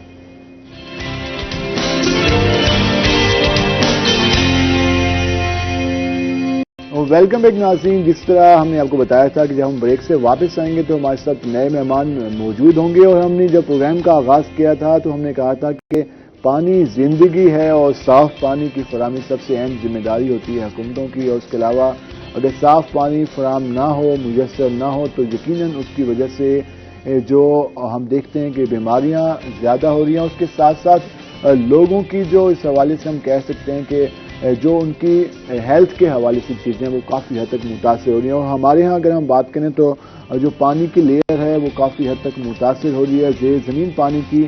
کیا ہم ساؤتھ پنجاب کی صرف بات کر لیں, اور اگر اوور آل پاکستان کی بات نہ بھی کریں, ساؤتھ پنجاب کی بات کر لیں, تو کیا ہم اپنے شہریوں کو صاف پانی فراہم کر رہے ہیں؟ کیا ہمارے ہاں اگلے چند سالوں میں کیا ہم مکمل طور پر اس حوالے سے پانی فراہم کر سکیں گے یا نہیں کر سکیں گے؟ کیا واٹر فلٹریشن پلانٹ صرف حل ہے کہ ہر ایریا میں فلٹریشن پلانٹ لگا دیے جائیں, اس کے ذریعے پانی فراہم کیا جائے, یا کوئی اور حل بھی ہے؟ تو اس پر ہم آج تفصیلی بات کریں گے. اس حوالے سے ہمارے ساتھ مہمان بھی موجود ہیں, اور ڈیمز کے حوالے سے بھی ہم بات کریں گے کتنی ضرورت ہے ہمارے ملک کو نئے ڈیمز کی, اور پانی کو سٹور کس طرح سے کیا جا سکتا ہے, قابل استعمال کس طرح سے بنایا جا سکتا ہے, دنیا کیا کر رہی ہے اور ہمارے ہاں کیا پریکٹس ہو رہی ہے. اس پر ہم تفصیلی بات کریں گے. ہمارے ساتھ موجود ہیں واٹر ایکسپرٹ ہیں, اس کے علاوہ سابق ڈائریکٹر ہیں کالا باغ ڈیم کے انجینئر ممتاز احمد خان صاحب. سر آپ کو خوش آمدید. کیسے ہیں آپ؟ ٹھیک ہیں؟ اس طرح سے ہم تفصیلی بات کریں گے. ان کے ساتھ ہمارے دوسرے مہمان موجود ہیں, ڈائریکٹر انجینئرنگ واسطہ ہیں, اس کے علاوہ واٹر سپلائی بھی دیکھتے ہیں, شیخ عبدالسلام صاحب. سر آپ کو بھی خوش آمدید. اور اس حوالے سے ہم تفصیلی بات کریں گے کہ ملتان میں کیا صورتحال ہے اور واٹر کوالٹی کو کس طرح سے بہتر بنا سکتے ہیں. ہم جائیں گے اپنے پہلے مہمان کی جانب. سر, جو پانی کی صورتحال ہے اس وقت, سب سے مین ہم ایشو دیکھ رہے ہیں کہ پانی کے حوالے سے آ رہا ہے کہ اب عام آدمی اس حوالے سے پریشان دکھائی دے رہا ہے. وہ یہ کہتے ہیں کہ صاف پانی نہیں ملتا, اور اس کے جو ریٹ ہم دیکھ رہے ہیں ہیپیٹائٹس کا اور اس حوالے سے چیزیں, تو اس پر کس حد تک کام کرنا چاہیے حکومتوں کو, اور کیا کام ہو رہا ہے, کیا دیکھا ہے آپ نے؟ بلال صاحب, سب سے پہلے تو میں آپ کا اور روہی ٹی وی کا نہایت دل سے مشکور ہوں کہ آپ نے پاکستان کے ایک انتہائی اہم مسئلہ پر مجھے اظہار خیال کی دعوت دی ہے. حقیقت یہ ہے, ایک انجینئر ہونے کے حوالے سے اور ایک آبی ماہر ہونے کی حیثیت سے میں بلا خوف تردید میں یہ کہہ سکتا ہوں کہ پاکستان کو جتنے بھی بحرانوں کا سامنا ہے, چاہے وہ معاشی بحران ہے, چاہے وہ سیاسی بحران ہے, چاہے وہ دہشت گردی کا ہے, یا کوئی فارن پالیسی کے مسائل ہیں, حقیقت یہ ہے کہ پانی کا جو بحران ہے یہ ان سب بحرانوں سے زیادہ سنجیدہ ہے, زیادہ سنگین ہے. میں بعد میں ایکسپلین بھی کروں گا آپ کو, لیکن نہایت بدقسمتی کی بات یہ ہے کہ ہماری قوم کو, ہمارے عام لوگوں کو تو چھوڑیے, ہمارے جو برسر اقتدار جو لوگ ہیں, حقیقت ہے ان کو بھی اس مسئلے کی اہمیت اور اس کی سنگینی کا اندازہ نہیں ہے, احساس نہیں ہے. اچھا, اب میں تھوڑا سا آپ کو نا ایک پانی کی اوور آل جو میں بتاتا ہوں کہ پہلے تو یہ کہ یہ پتا ہونا چاہیے کہ صاف پانی ہے کیا, کس کو صاف پانی کہتے ہیں. صورتحال یہ ہے کہ جب سے یہ زمین اس کی تخلیق ہوئی ہے اور اس میں جتنا بھی پانی موجود ہے, یہ آج سے 1 ارب سال پہلے جتنا پانی تھا آج بھی اتنا پانی ہے. ٹھیک ہے, اس میں نہ 1 لیٹر کی کمی ہوئی ہے نہ 1 لیٹر کا اضافہ ہوا ہے. پہلی بات یہ ہے, اور یہ جب تک یہ زمین قائم ہے, موجود ہے, یہ پانی اتنا ہی رہنا ہے, پورا پانی. ٹھیک ہے. اچھا, اب دوسری بات یہ ہے کہ یہ جتنا پانی موجود ہے اس کا 97% جو پانی ہے وہ سمندر ہے. ٹھیک ہے. ٹھیک ہے جی, وہ سمندر ہے. وہ پانی ایسا ہے کہ جو کہ انسانی یا حیوانی جاندار اس کے قابل استعمال نہیں ہے. جو صاف پانی ہے پوری دنیا میں وہ صرف 3% ہے, اور اس 3% جو پانی ہے اس کا بھی تقریباً 2/3 ٹھیک ہے 2/3 پانی ہمیں دستیاب نہیں ہے، کیونکہ وہ گلیشیئر کی صورت میں نارتھ پول، ساؤتھ پول یا پہاڑوں کے اوپر، ٹھیک ہے جی، وہ گلیشیئر کی صورت میں جمع ہوا ہے، ٹھیک ہے جی۔ صرف تقریباً 1% پانی پورے پانی کا جو یہاں پر جو ہمیں اویلیبل ہے، جو پوری دنیا کو، پوری نوع انسانی کو اویلیبل ہے، وہ پانی ہے دریاؤں میں، جھیلوں میں، چشموں میں، زیر زمین یا بارش کے ذریعے یا بادلوں میں۔ تو یہ ہے وہ پانی تقریباً 1% جو کہ پوری نوع انسانی کو اویلیبل ہے، دستیاب ہے، ٹھیک ہے۔ اب دنیا کی آبادی جیسے بڑھ رہی ہے تو آپ دیکھیں کہ اس وقت تقریباً 7 ارب 7 بلین کے قریب کی آبادی پہنچ گئی ہے اور یہ بڑھ رہی ہے، لیکن پانی اتنا جو صاف پانی ہے وہ وہی ہے، اس میں کوئی کمی بیشی نہیں ہونی، اسی پانی کے اوپر پوری دنیا نے گزارا کرنا ہے، ٹھیک ہے۔ اچھا، اب اس کا جو عالمی معیار ہے، ہاں وہی جاننا چاہیں گے کہ یہ باقی ممالک کیا کر رہے ہیں اور ہمارا بیہیویئر کیا ہے۔ میں اسی طرف میں آ رہا ہوں، میں صرف آ رہا ہوں کہ جو عالمی جو معیار ہے پانی کا، کسی قوم کو جو واٹر سیکورٹی یا آبی تحفظ کا جو پیمانہ ہے، ٹھیک ہے جی، وہ یہ ہے کہ جس قوم کے پاس 1700 کیوبک میٹر، ٹھیک ہے، مکعب میٹر پانی فی کس پر کیپیٹا اویلیبل ہے یا اس سے زیادہ، وہ قوم مطمئن ہو کر بیٹھ سکتی ہے کہ ہمیں پانی کے حوالے سے واٹر سیکورٹی ہمیں نہیں ہوگا، ٹھیک ہے، ہمیں حاصل ہے، ٹھیک ہے جی۔ پاکستان کی جو صورتحال ہے وہ اب میں آپ کو بتاتا ہوں کہ پاکستان کی صورتحال یہ ہے کہ ہاں 1700 سے جیسے کم ہوتا جائے گا تو اس کا مطلب یہ کہ آپ کی واٹر سیکورٹی اسی طریقے سے کم ہو رہی ہے، بالکل آپ کو پانی کی شارٹیج کا سامنا ہے، کمی کا سامنا ہے، اور یہ مقدار، یہ والیوم جب 1000 میٹر سے نیچے جائے گا، اس کو جو انٹرنیشنل جو ٹرمینالوجی ہے وہ ہے کہ water starvation, you are entering into a state of water starvation, ٹھیک ہے، پانی کا قحط، ٹھیک ہے، الارمنگ سچویشن شروع ہو گئی، انتہائی الارمنگ، نہیں الارمنگ تو شروع ہو گئی جیسے 1000 سے اوپر، 700 سے جیسے اوپر، ٹھیک ہے، نیچے آتے 1000 سے کم ہے تو انتہائی الارمنگ سچویشن ہے، ہاں 1700 سے جیسے آپ نیچے آتے جائیں گے تو وہ الارمنگ سچویشن ہوتی جائے گی، جیسے جیسے نیچے آتے جائیں گے وہ زیادہ الارمنگ ہوتی جائے گی، اور 1000 سے نیچے جب آئیں گے تو وہ خطرناک، وہ انتہائی خطرناک صورت سے اس کو واٹر سٹارویشن یا آبی قحط، اور وڈ یو بلیو ہمارے لوگوں کو کہ پاکستان کے پاس اس وقت جو پانی ہمیں اویلیبل ہے، میٹھا پانی، وہ ہم آئے ہوئے ہیں 950 کیوبک میٹر فی کس، اس میں کمی ہو رہی ہے، اور اس میں بھی کمی ہو رہی ہے، اس میں بھی کمی ہو رہی ہے۔ وجہ کیا ہے کہ چونکہ آبادی زیادہ ہو رہی ہے، ورکنگ نہیں ہو رہی، پانی تو وہی ہے، ہماری چیز ہے، آبادی بڑھ رہی ہے، ٹھیک ہے جی، آبادی بڑھی ہے، ہماری ضروریات بڑھ رہی ہیں، تو یہ ہے وہ پیمانہ کہ آبی تحفظ کا، جس سے یہ ثابت ہوتا ہے کہ ہمیں پاکستان کو پانی کی شدید قلت کا اور انتہائی سنگین قلت کا سامنا ہے۔ اچھا، اب صورتحال یہ ٹھیک ہے جی۔ اچھا، اب اس کی جو ہے دیکھنا یہ ہے کہ یہ کون سی صورتیں ہیں، ہم اس سٹیج پر کیوں پہنچے ہیں، یہ دیکھنا ہے کہ یہ اس پاکستان جب بنا تھا کن وجوہات پہ کام نہیں کیا گیا۔ جی میں عرض کرتا ہوں، جب پاکستان بنا تھا اس وقت ہمارے پاس 5600 کیوبک میٹر فی کس پانی اویلیبل تھا، ٹھیک ہے، اب وہ آ گیا 960 پہ، ہاں جی، اب وہ 960 پہ، وہ 950 پر، 950 پہ، ٹھیک ہے جی۔ اس کی وجوہات ہیں، ایک تو سب سے بڑی وجہ تو یہ ہے کہ اس وقت ہماری آبادی 4.5 کروڑ تھی، جو اب 5 گنا اور 22 کروڑ پہ پہنچ چکی ہے، 22 کروڑ پہنچ چکی، ایک تو وہ پر کیپیٹل کے حساب سے وہ کمی آ گئی۔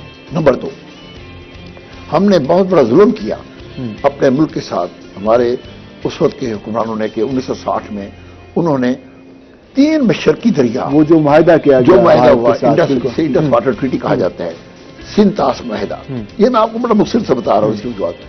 سنتاس معاہدہ جو ہم نے کیا 1960 میں ایوب خان نے، تین ہمارے مشرقی دریا ستلج، راوی اور بیاس، یہ تین دریا جو کہ قدرت کا قیامت تک رہنے والا ایک ریسورس ہے. دریا تو قدرت کی طرف سے ریسورس ہے، اور پوری دنیا انسانی تاریخ میں یہ آج تک نہیں ہوا. اس طرح کے ایگریمنٹ نہیں ہوئے، اس طرح کا ایگریمنٹ آج تک نہیں ہوا. ٹھیک ہے، کیونکہ یہ ایک کامن سینس کی بات ہے کہ جو اور انٹرنیشنل لا ہے، انٹرنیشنل لا ہے کہ جو دریا ایک سے زیادہ ملکوں سے گزرے گا، اس میں جہاں جہاں سے بھی گزرے گا، ٹھیک ہے، ہر ملک کا اس کے اوپر اس کا رخ چینج نہیں کیا جائے گا، نہ رخ چینج کیا جائے گا، نہ اس کے اندر ایک یعنی ہر ملک کا اس میں حق ہے، اور کوئی دوسرا ملک اس دوسرے کے حق میں دخل اندازی نہیں کر سکتا، نہیں کر سکے گا. ہم نے کیا کیا کہ یہ تین دریا ستلج، راوی اور بیاس، جو کہ قدرت نے خاص طور پر یہ ہمارے جو جنوبی پنجاب کا علاقہ ہے، جنوبی پنجاب کا علاقہ ہے، ساہیوال سے لے کر بلکہ قصور سے لے کر اور سعدکاباد تک، یہ جو ہمارا یہ جنوبی پنجاب کا ایریا ہے، یہ تین دریا قدرت نے اس علاقے کو دیے تھے. ٹھیک ہے، اور ان تین دریاؤں میں جو سالانہ ایوریج جو فلو آتی ہے پانی، وہ تقریباً آتی ہے 32 سے 33 بلین ایکڑ فیٹ. اچھا، ٹھیک ہے، سالانہ ایوریج. ٹھیک ہے، ٹھیک ہے، کبھی 40 ہو جاتی ہے، کبھی 25 ہو جاتی ہے، کبھی، لیکن ایوریج جو ہے وہ 32 سے 30 بلین ایکڑ فیٹ. ٹھیک ہے. اب جب یہ تقسیم ہوئی، انڈیا کی تقسیم ہوئی، تو پاکستان کے پاس جو ایریا آیا، ٹھیک ہے جی، پنجاب کا اور سندھ کا، ٹھیک ہے جی، اور جو انڈیا کو تقسیم ہوا، اس کے مطابق اس 33 ملین ایکڑ فٹ پانی میں انڈیا کا جو حصہ بنتا تھا وہ بنتا تھا 8 ملین ایکڑ فٹ. ٹھیک ہے، اس ایریا کے ساتھ جس طرح سے روٹ آ رہا ہے. ٹھیک ہے، جو ایریا پنجاب کا اور سندھ کا پاکستان کو ہے، انڈیا کو تو تقریباً کوئی 15-20% ان کا حصہ ہے، باقی تقریباً 80% ایریا جو ہے وہ پاکستان کے پاس ہے. ٹھیک ہے جی. تو یہ جو تین دریا تھے، ان میں سے انڈیا کا جو حصہ بنتا تھا وہ تقریباً 8 ملین ایکڑ فٹ بنتا تھا، جبکہ تقریباً 25 ملین ایکڑ فٹ پانی تھا وہ پاکستان کے سے میں آنا تھا. لیکن وہ جو ایگریمنٹ کیا گیا اس کی وجہ سے پرابلم ہے، اس پہ مزید بھی بات کریں گے. جی ہم ذرا جائیں گے اسلام صاحب کے بعد. سر جس طرح سر ریزن بتا رہے ہیں کہ بیسک ریزن کی وجہ سے یہ وجوہات ہیں جو کہ بیک گراؤنڈ میں ہمارے پاس موجود ہیں. اب ایک اور ابھی جو چیز ہمارے پاس موجود ہے زیر زمین، ابھی اس وقت کرنٹ سچویشن کی بات کریں، ساؤتھ پنجاب کی بات کریں، ملتان کی بات کریں، تو کس حد تک پانی صاف کس لیئر پہ موجود ہے؟ لوگ گھروں میں پانی یوز کر رہے ہیں، تو کہاں تک وہ صاف پانی ہے، کیسے صاف پانی کا استعمال کرنا چاہیے؟ ملتان کی اگر میں بات کروں تو ملتان میں 200 فٹ کے بعد جو پانی ہے وہ سیف واٹر ہے. 200 فٹ تک ہم کہہ سکتے ہیں کہ ہاں وہ انسیف ہے، وہ پیلا ہو جاتا ہے. لوگوں نے چھوٹے شیلو بور کرائے ہوئے ہیں، وہ ویل اویئر ہیں کہ وہ پانی جب لیتے ہیں، پانی کو رکھ دیتے ہیں تھوڑی دیر تو وہ پیلا سا ہو جاتا ہے. تو اس طرح کی کنٹیمنیشن اس پانی میں ہیں. بٹ اگر آپ 200 فٹ سے نیچے جائیں تو پانی میں اس طرح کے ایشوز نہیں ہیں. واسا جو پانی پرووائڈ کر رہے ہیں، ہم نے 84 ٹیوب ویلز انسٹال کیے ہوئے ہیں ڈفرینٹ ایریاز میں، اور لوگوں کو ڈور سٹیپ پہ جو ہم پانی دے رہے ہیں وہ انہی ٹیوب ویلز کے ذریعے دے رہے ہیں. اور وہ سوال یہ ہے کہ 200 ہم کہہ رہے ہیں فٹ تک تو پانی خراب ہو چکا ہے، کیا مزید بھی جو صورتحال جاری ہے، کیا آنے والے دنوں میں ہم کہہ رہے ہیں کہ مزید پانی خراب ہوگا، مزید جو لیئرز ہیں وہ متاثر ہوں گی؟ ہاں، میں آپ کو یہ بتانا چاہ رہا تھا، جو ٹیوب ویلز ہمارے ایکچولی لگے ہوئے ہیں وہ ہم نے سارے کے سارے 425 فٹ کی ڈیپتھ پر انسٹال کیے ہوئے ہیں، اور ہم لوگوں کو ان کے ڈور سٹیپ پر وہ پانی پرووائڈ کر رہے ہیں. اس کے رینڈملی ہم لوگ ٹیسٹنگ بھی کر رہے ہیں، اس کو مانیٹر بھی کر رہے ہیں. تو وہ پانی سیف ہے اور اس میں اس طرح کا کوئی ایشو نہیں ہے. باقی یہ کہ اگر گراؤنڈ واٹر کی آپ بات کریں تو گراؤنڈ واٹر ملتان کا جو ہے وہ ریچارجیبل ہے، ریچارج ہو رہا ہے. کافی ساری ایریاز میں پرابلم ہے کہ ریچارج نہیں ہو رہا، جس کی وجہ سے گراؤنڈ واٹر میں پرابلمز آ رہی ہیں. لیکن ملتان میں الحمدللہ اس طرح کا ایشو نہیں ہے. اس وقت جو سچویشن ہے 200 فٹ جو ہم بات کریں اس میں آرسینک کی مقدار زیادہ ہو گئی یا پولوٹڈ پانی ہو چکا ہے، یا باقی جو فیکٹریز کے حوالے سے ہے یا اس وجہ سے خراب ہو چکا ہے؟ آرسینک ایک ڈفرینٹ فیکٹر ہے. آرسینک کے مطلب یہ نہیں ہے کہ اوپر کی لیئر میں آرسینک ہے نیچے نہیں ہے. آرسینک ہر جگہ پر موجود ہے، ایسا بھی نہیں ہے. آرسینک ایک اسپیسیفک پوائنٹ کے اوپر کوئی راکس ہوتی ہیں جس کی وجہ سے وہ پانی میں ایڈ ہو جاتا ہے، اور اس اسپیسیفک پوائنٹ کے اوپر وہ آرسینک ہوتا ہے. ایسا نہیں کہہ سکتے کہ پورے ملتان میں آرسینک ہے جی، پورے ملتان کے گراؤنڈ واٹر پولوٹیڈ ہے جی، مطلب کہ سارے کے سارے پانی کے اندر آرسینک موجود ہے. ایسا بالکل نہیں ہے, ہرگز ایسا نہیں ہے. کسی ایک اسپیسیفک پوائنٹ پہ, کسی پوائنٹس کے اوپر, کسی جگہ پر جہاں پر ایسی راکس موجود ہیں جس میں آرسینک کی مقدار ہے اور وہ پانی کے ساتھ مل کر اس میں وہ ڈیزالو ہو رہا ہے, تو وہاں پر یہ والا ایشو آ سکتا ہے. بٹ ہر جگہ پر یہ والا پرابلم نہیں ہے. اور اسپیشلی ہمارے جو ٹیوبویلز انسٹالڈ ہیں وہ تقریباً شہر کے ہر ایریا میں انسٹال ہوئے ہیں اور ہم اس کی پراپر مانیٹرنگ کر رہے ہیں. اس تو وہاں پہ کیا مقدار آپ نے دیکھی کہ ہماری ایز پر نیشنل اسٹینڈرڈس ہے, نیشنل اسٹینڈرڈس ہمارا کہتا ہے 50 ppb ہونا چاہیے. ٹھیک ہے جی. اور ہمارے جتنے بھی ٹیوبویلز ہیں وہ تمام کے تمام ود ان رینج ہیں, اس سے نیچے ہیں, مطلب 10 سے ویری کرتے ہیں, 10 to 30 کے درمیان میں ویری کرتے ہیں. اچھا, اب سب سے جو مین پرابلم بنا ہوا ہے شہر کا, واسط تو ٹھیک ہے اس کے پلانٹس لگے ہوئے ہیں 84 آپ جس طرح کہہ رہے ہیں, لیکن اب جگہ جگہ پانی کے حوالے سے شاپس بھی کھل چکے ہیں, لوگ اس وقت پریشان ہیں, لوگ یہ چاہتے ہیں کہ صاف پانی انہیں ملے. تو جو ان کو چیک اینڈ بیلنس کرنے کے لیے بھی کوئی معیار موجود ہے جو آئے روز ہم لوگ صبح سویرے نکلتے ہیں پانی بھرنے کے لیے, اور سب سے مین صبح بھی اور شام کو آپ خود بھی دیکھتے ہوں گے, آپ خود بھی لے کے پانی گھر میں منگواتے ہوں گے, تو یہ صورتحال ہے, اس کو ہم کس طرح بہتر بنا سکتے ہیں؟ یہ میں آپ کو بتا رہا ہوں کہ جو 84 میں نے بتایا یہ ہمارے ٹیوبویلز ہیں, اور جو فلٹریشن پلانٹس ہیں وہ 65 ہیں ہمارے نا, جو ملتان میں لگے ہوئے ہیں. ابھی اصل میں یہ ہے کہ جتنے بھی ہمارے فلٹریشن پلانٹس ہیں جو ملتان میں ہم نے انسٹال کیے ہوئے ہیں, جو واسا جن پلانٹس کو مانیٹر کر رہا ہے, وہ تمام کی تمام سیف ہیں. لوگوں کو چاہیے کہ وہ پیسوں کا پانی خریدنے کے بجائے واسا کا پانی استعمال کریں. ٹھیک ہے, اور ہم لوگ اس کو پراپر مینٹین کر رہے ہیں ریسنٹلی, بلکہ اس کے جو فلٹرز ہیں وہ ہم ہر 2 مہینے بعد چینج کرتے ہیں. اور اس کا بھی ریسنٹلی ہم نے پچھلے 2 ماہ میں ہی ہم ابھی یہ پریکٹس ہم نے شروع کی ہے کہ تمام کے جتنے بھی ہمارے پلانٹس ہیں ہم ان سب کا میڈیا چینج کیا ہے. ایک سمری کچھ دن پہلے گئی ہے حکومت کے پاس میں, یہ تھا کہ اب زیر زمین کوئی پانی کی بلاک بنانے جا رہا ہے واسطہ, اور جو بارش کا پانی ہوگا اس کو محفوظ بنایا جائے گا.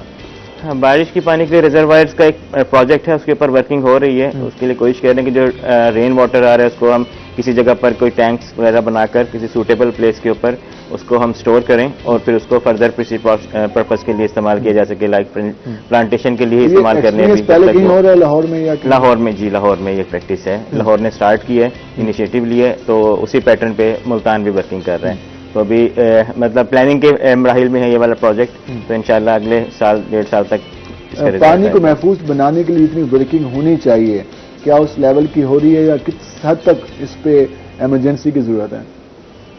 پانی کو محفوظ تو مطلب گراؤنڈ واٹر کو اگر آپ کہیں تو گراؤنڈ واٹر کے لیے تو میں نے جس طرح آپ کو عرض کی ہے کہ گراؤنڈ واٹر میں ہمارے پاس 3 طرح کے سورسز موجود ہیں اس وقت ملتان میں.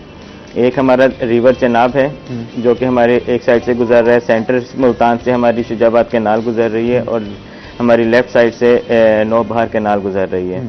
تو ہم تمام کا تمام جو بھی پانی ہے جو ہمارا گراؤنڈ واٹر ہے وہ پروٹیکٹڈ ہے, اور اس میں کسی قسم کی اس طرح کا ایشو نہیں ہے جس طرح کہ باقی شہروں میں ہوتا ہے کہ موسم کی تبدیلی کے ساتھ ساتھ واٹر لیول ڈاؤن ہو جاتا ہے. ٹھیک ہے, یا پانی زیادہ ایکسٹریکٹ کرنے سے گراؤنڈ واٹر ڈیکریز ہو جاتا ہے. بٹ الحمدللہ ملتان میں اس طرح کا ایشو نہیں ہے. ملتان کا واٹر ٹیبل مطلب کانسٹنٹ ہی رہتا ہے, ویری کرتا ہے 1-2 فٹ کا, بٹ وہ نہ ہونے کے برابر ہے, وہ ٹھیک ہے. تو یہ جو فیکٹرز ہیں اس کی وجہ سے ملتان کا پانی جو گراؤنڈ واٹر ہے وہ ٹھیک ہے. بٹ اویئرنیس کی بہت شدید ضرورت ہے. جو کنٹیمینیشنز کے ایشوز آتے ہیں, جو آپ لوگوں کے پاس بھی اس طرح کی چیزیں آتی ہیں, ہمارے پاس بھی کمپلینٹس آتی ہیں, اس میں بہت بڑا رول عوام کا بھی ہے. ٹھیک ہے, عوام جو ہے وہ جو لوگ ہم سے کنیکشنز لیتے ہیں وہ انلیگل کنیکشن لیتے ہیں, وہاں پر خود کنیکشنز کرنے کی کوشش کرتے ہیں, لائنز کو پنکچر کرتے ہیں. ڈفرینٹ ایریاز میں آپ بھی وزٹ کرتے رہتے ہوں گے, آپ دیکھیے گا کہ لوگوں نے جو ہمارے آن سرفیس پائپ پڑے ہوتے ہیں لوہے والے, ان کے اندر بھی ہولز کیے ہوتے ہیں, جو کہ اگر آپ وال سٹی میں چلے جائیں تو آپ دیکھیں گے بہت زیادہ یہ والی پریکٹس ہے کہ آپ کی جو ڈرین چل رہی ہے, ساتھ اتنی چھوٹی نیرو اسٹریٹس ہیں, ان کے اوپر ہم نے سرفیس پہ پائپ لگائے ہوئے ہیں, ساتھ میں ڈرین چل رہی ہوتی ہیں, وہ بالکل ڈرین کے ساتھ ہی اٹیچڈ ہوتے ہیں پائپ نا. اب لوگ اس کو پراپر کنیکشن لینے کے بجائے ان کو وہیں سے پنکچر کرتے ہیں اور پانی لینا شروع کر دیتے ہیں. پرابلم اس لیے آتی ہے کہ ہمارا جو ٹائم ہے وہ 24/7 تو نہیں ہے, ہم 24 گھنٹے لوگوں کو پانی پرووائڈ نہیں کر رہے. اب جب آپ ایک پائپ میں ہول کر دیتے ہیں, ڈفرینٹ جگہ پہ ہولز ہو جاتے ہیں, اور آپ کا سیور سسٹم سے پانی سپلائی کا ٹائم ختم ہوتا ہے, جب پریشر ہوتا ہے لائن میں پانی چل رہا ہوتا ہے, سپلائی کا ٹائم ہوتا ہے, پانی کا ٹائم ہوتا ہے جسے ہم کہتے ہیں, اس وقت تو پانی پریشر سے ہوتا ہے, وہ پانی باہر نکل رہا ہوتا ہے. بٹ جب وہ پانی کا ٹائم ختم ہو جاتا ہے تو پانی کا نیگیٹو پریشر بن جاتا ہے, پانی اندر چلا جاتا ہے. ٹھیک ہے, تو آپ کا جو سیور کا پانی ہے وہ ان ہولز کے ذریعے ان لائنز کے اندر جانا شروع کر دیتا ہے.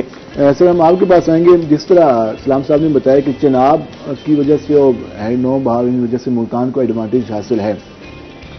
جس طرح ہم بیک گراؤنڈ کا بات کر رہے تھے کہ اس وجہ سے پرابلم آیا کہ ہمارے ہاں جو پانی کی مقدار ہے وہ کم ہوئی, ہمارے جو دریا ہیں اس حوالے سے پرابلم آیا.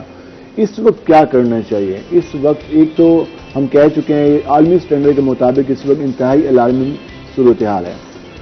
حکومت جو اس حوالے سے اقدامات کر رہی ہے, مزید کیا اقدامات اٹھانے چاہیے؟ جو حکومت کو سنجیدہ بھی نظر آ رہی ہے اس کام میں. بلال صاحب, یہی سب سے بڑی بدقسمتی یہ ہے. دیکھیے اس کے باوجود کہ انڈس واٹر ٹریٹی ہوئی 1960 میں, اور ہم نے اپنے 3 دریا مکمل طور پر ان کے حوالے کر دیا, انڈیا کے حوالے کر دیے. 25 ملین ایکڑ فٹ پانی ہم نے ان کے حوالے کر دیا. ہمارے حصے میں جو 3 مغربی دریا ہے, جس میں چناب, جہلم اور سندھ, ٹھیک ہے جی, بدقسمتی سے اسی انڈس واٹر ٹریٹی میں ان 3 دریاؤں کے اوپر بھی ہم نے انڈیا کو ہائیڈرو پاور پروجیکٹس بنانے کی اور سٹوریج کی اجازت دے دی. یہ ایک اور ظلم ہوا. یعنی 3 مشرقی دریا تو مکمل طور پر دے دیے, اور 3 مغربی دریاؤں کے اوپر جو ہے وہ ہم نے انڈیا کو ہائیڈرو پاور کے اور سٹوریج وغیرہ کی بھی اجازت دے دی. تو یہ ایک معاہدہ جو ہے یہ موجود ہے, اور یہ حق ہے. تو ہمیشہ کہتا ہوں کہ یہ ایک سانپ ہے جو کہ ہمیں ڈس رہا ہے. انڈس واٹر ٹریٹی کی بات تو وہاں ختم ہو گئی. بات یہ کہ ہمارے جو 3 مغربی دریا ہیں جو ہمارے حصے میں آئے, ان میں ایک تقریباً ایوریج سالانہ 140 ملین ایکڑ فٹ پانی سالانہ ٹھیک ہے آتا ہے. ٹھیک ہے, قدرت کی طرف سے. اب یہ پوری دنیا کا یہ ایک مسلمہ اصول ہے کہ جو ڈیمز جو ہیں, جو سٹوریجز جو ہیں, یہی کسی قوم کو واٹر سیکورٹی پرووائڈ کرتے ہیں. کیونکہ اور اس پہ ہم بات کریں گے, یہیں سے بات کا آغاز کریں گے. ہم بریک پہ جائیں گے. اچھا, بریک سے واپس آئیں گے تو اسی بات کو کنٹینیو کریں گے کہ اس وقت جو 140 ملین کیوبک کی بات کی جا رہی ہے, تو اس میں ہم کتنا پانی محفوظ بنا رہے ہیں, ہم کتنا پانی سٹور کر رہے ہیں, کیا صورتحال ہے. اس کے علاوہ ملتان اور ساؤتھ پنجاب کی صورتحال کے حوالے سے بھی بات کریں گے. ہمارے ساتھ رہے گا. ملتے ہیں شارٹ بریک کے بعد.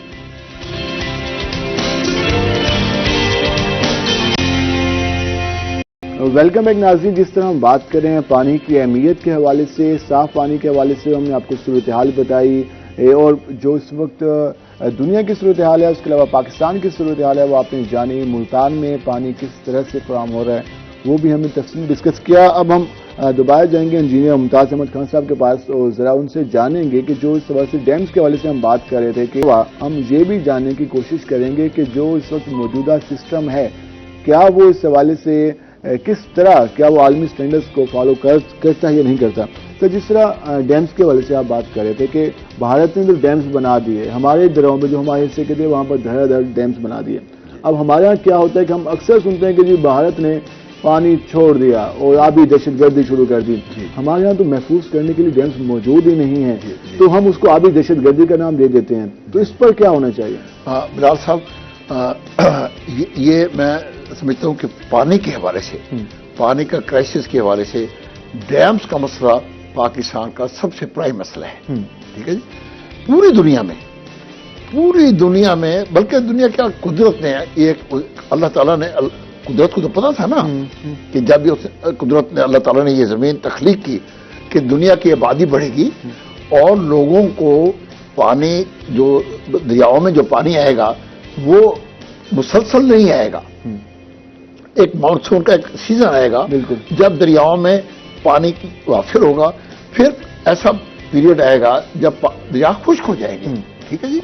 تو قدرت نے یہ جانتے ہوئے ہر دریا کی گزرگاہ پر زمین کا سٹرکچر ایسا بنایا ہے کہ جہاں انسان جو ہے اس سیزن میں, کہ جب دریاؤں میں پانی زیادہ ہوتا ہے تو یعنی آتی ہے, ان کی ضرورت سے زیادہ ہوتا ہے, تو وہ فالتو پانی کو سٹور کر سکتے. ٹھیک ہے, سٹور کر کے اور پھر ڈیمز کا جو ہے, ڈیم اسٹوریج ہے نا, پھر ڈیمز کا صرف یہی فائدہ نہیں ہے کہ جو فالتو پانی ہے ہم سٹور کر لیتے ہیں, اور پھر جو جب پانی کی قلت ہوتی ہے یا دریاؤں میں پانی کی کمی ہوتی ہے یا نہیں ہوتی تو ہم اس پانی کو استعمال کرتے ہیں. تو انرجی کے حوالے سے بھی ہم بلکہ اسی پانی سے ہم سستی ترین بجلی انرجی جو آج ہم گلا کرتے ہیں کہ اتنی مہنگی بجلی ہو گئی ہے جو چیپسٹ ہے. میں آپ کو بتاؤں, آپ اسے اندازہ لائیے, آج بھی مانگلا اور تربیلا اور غازی بروتھا سے آپ کی جو بجلی پیدا ہو رہی ہے اس کی پتہ ہے پاور جنریشن کاسٹ کیا ہے؟ آج بھی ₹1.5 پر یونٹ ہے. ₹1.5 پر یونٹ. 1.5 per unit. اور وہ ہمارے گھروں تک, ہمارے ڈور اسٹیپ تک پہنچتے پہنچتے ₹2 پر یونٹ اس کی جو باقی ڈسٹریبیوشن وغیرہ یہ سب لگا کر, ٹھیک ہے جی, ₹2 پر یونٹ کے پر یونٹ کاسٹ پڑتی ہے وابڈا کو. لیکن جو ہم دیگر پاور پروجیکٹس جو میں باقیوں کی بتاتا ہوں آپ کو, جو کوئلے سے جو تھرمل پاور ہے جو کوئلے سے پیدا ہوتی ہے وہ 11 times, it is 11 time costlier than hydel power. اگر ہائیڈل پاور کو آپ بینچ مارک کر لیں تو کوئلہ جو ہے وہ 10 سے 11 گنا زیادہ ہے, کاسٹلی ہے. ٹھیک ہے. گیس اور آئل وہ تو اس سے بھی زیادہ کاسٹلی ہے, 15-16 گنا اس سے کاسٹلی ہے. وہ ہم جس سے اس لیے ہمیں جو ریٹ مل رہا ہے ₹117 پر یونٹ اس حوالے سے ریزن یہ ہے کہ ہمارے ہائیڈل پہ کام نہیں کیا گیا. اور اچھا جو نیوکلیئر ہے, نیوکلیئر وہ تقریباً اٹ از 25 ٹائمز. سب سے جو لوئسٹ ہے, سب سے جو آسان ہے, کم ہے, وہ ہائیڈل ہے. وہ ہائیڈل ہے, وہ سب سے کم سستی ترین ہے, بدقسمتی سے اس پہ کام نہیں کیا گیا. اور دا موسٹ انوائرمنٹل فرینڈلی, کیونکہ باقیوں سے تو آپ پالیوشن جو ہو رہی ہے, گلوبل وارمنگ ہو رہی ہے, چاہے آپ کوئلے سے کریں, چاہے آپ گیس سے کریں, چاہے آپ آئل سے کریں, جو تھرمل جو پاور ہے وہ تو گلوبل وارمنگ خطرناک کریے. بالکل. اب یہ جو ہے آپ کی ہائیڈل پاور ہے یہ تو فرینڈلی ہے, اٹ از گلوبل. جو اس وقت کام کچھ پروجیکٹس پہ جاری ہے, دیا میر بادشاہ کی بات کی جا رہی ہے, جی میں اسی طرف آ رہا ہوں. اچھا, اب صورتحال یہ ہے کہ میں تھوڑا سا کمپیریزن آپ کو دیتا ہوں کہ امریکہ میں ریور کولوریڈو جو ہے اس کے اوپر امریکہ نے اتنے ڈیمز سٹوریجز بنا لی ہیں کہ اس دریا کا جو سالانہ جو فلو ہوتی ہے, ٹھیک ہے, اس کا تقریباً 3 گنا, آلموسٹ 300% آف دیٹ والیوم انہوں نے سٹوریجز بنائی ہیں. یہ تو خیر چلو امریکہ تو بہت بڑا ملک ہے, بڑا ترقی یافتہ ہے. ہم انڈیا کی بات کر لیتے ہیں. انڈیا ہمارا ہمسایہ ہے. انڈیا نے بھی اپنے دریاؤں پر جو اس کی ٹوٹل جو اینول فلو ہے اس کا تقریباً 46% سٹوریج بنایا ہوا ہے. اور پاکستان میں کتنا ہے؟ ہماری جو ہے اٹ از جسٹ 11%. 11%. اس سے ہم اندازہ لگا سکتے ہیں کہ اس وقت کس صورتحال سے ہم دو چار ہیں اور ان فیوچر کن مسائل کا سامنا کرتے ہیں. میں بتاتا ہوں تھوڑا فگر کہ ہماری 140 ملین ایکڑ فیٹ ہماری فلو ہے, اینول فلو ہمارے. وی آر ایس ہماری جو سٹوریج ہے مانگلا, تربیلا اور چشمہ, یہ 3 ریزروائرز ہیں. ان کی ٹوٹل ملا کر تقریباً 13.5 ملین ایکڑ فٹ ہے.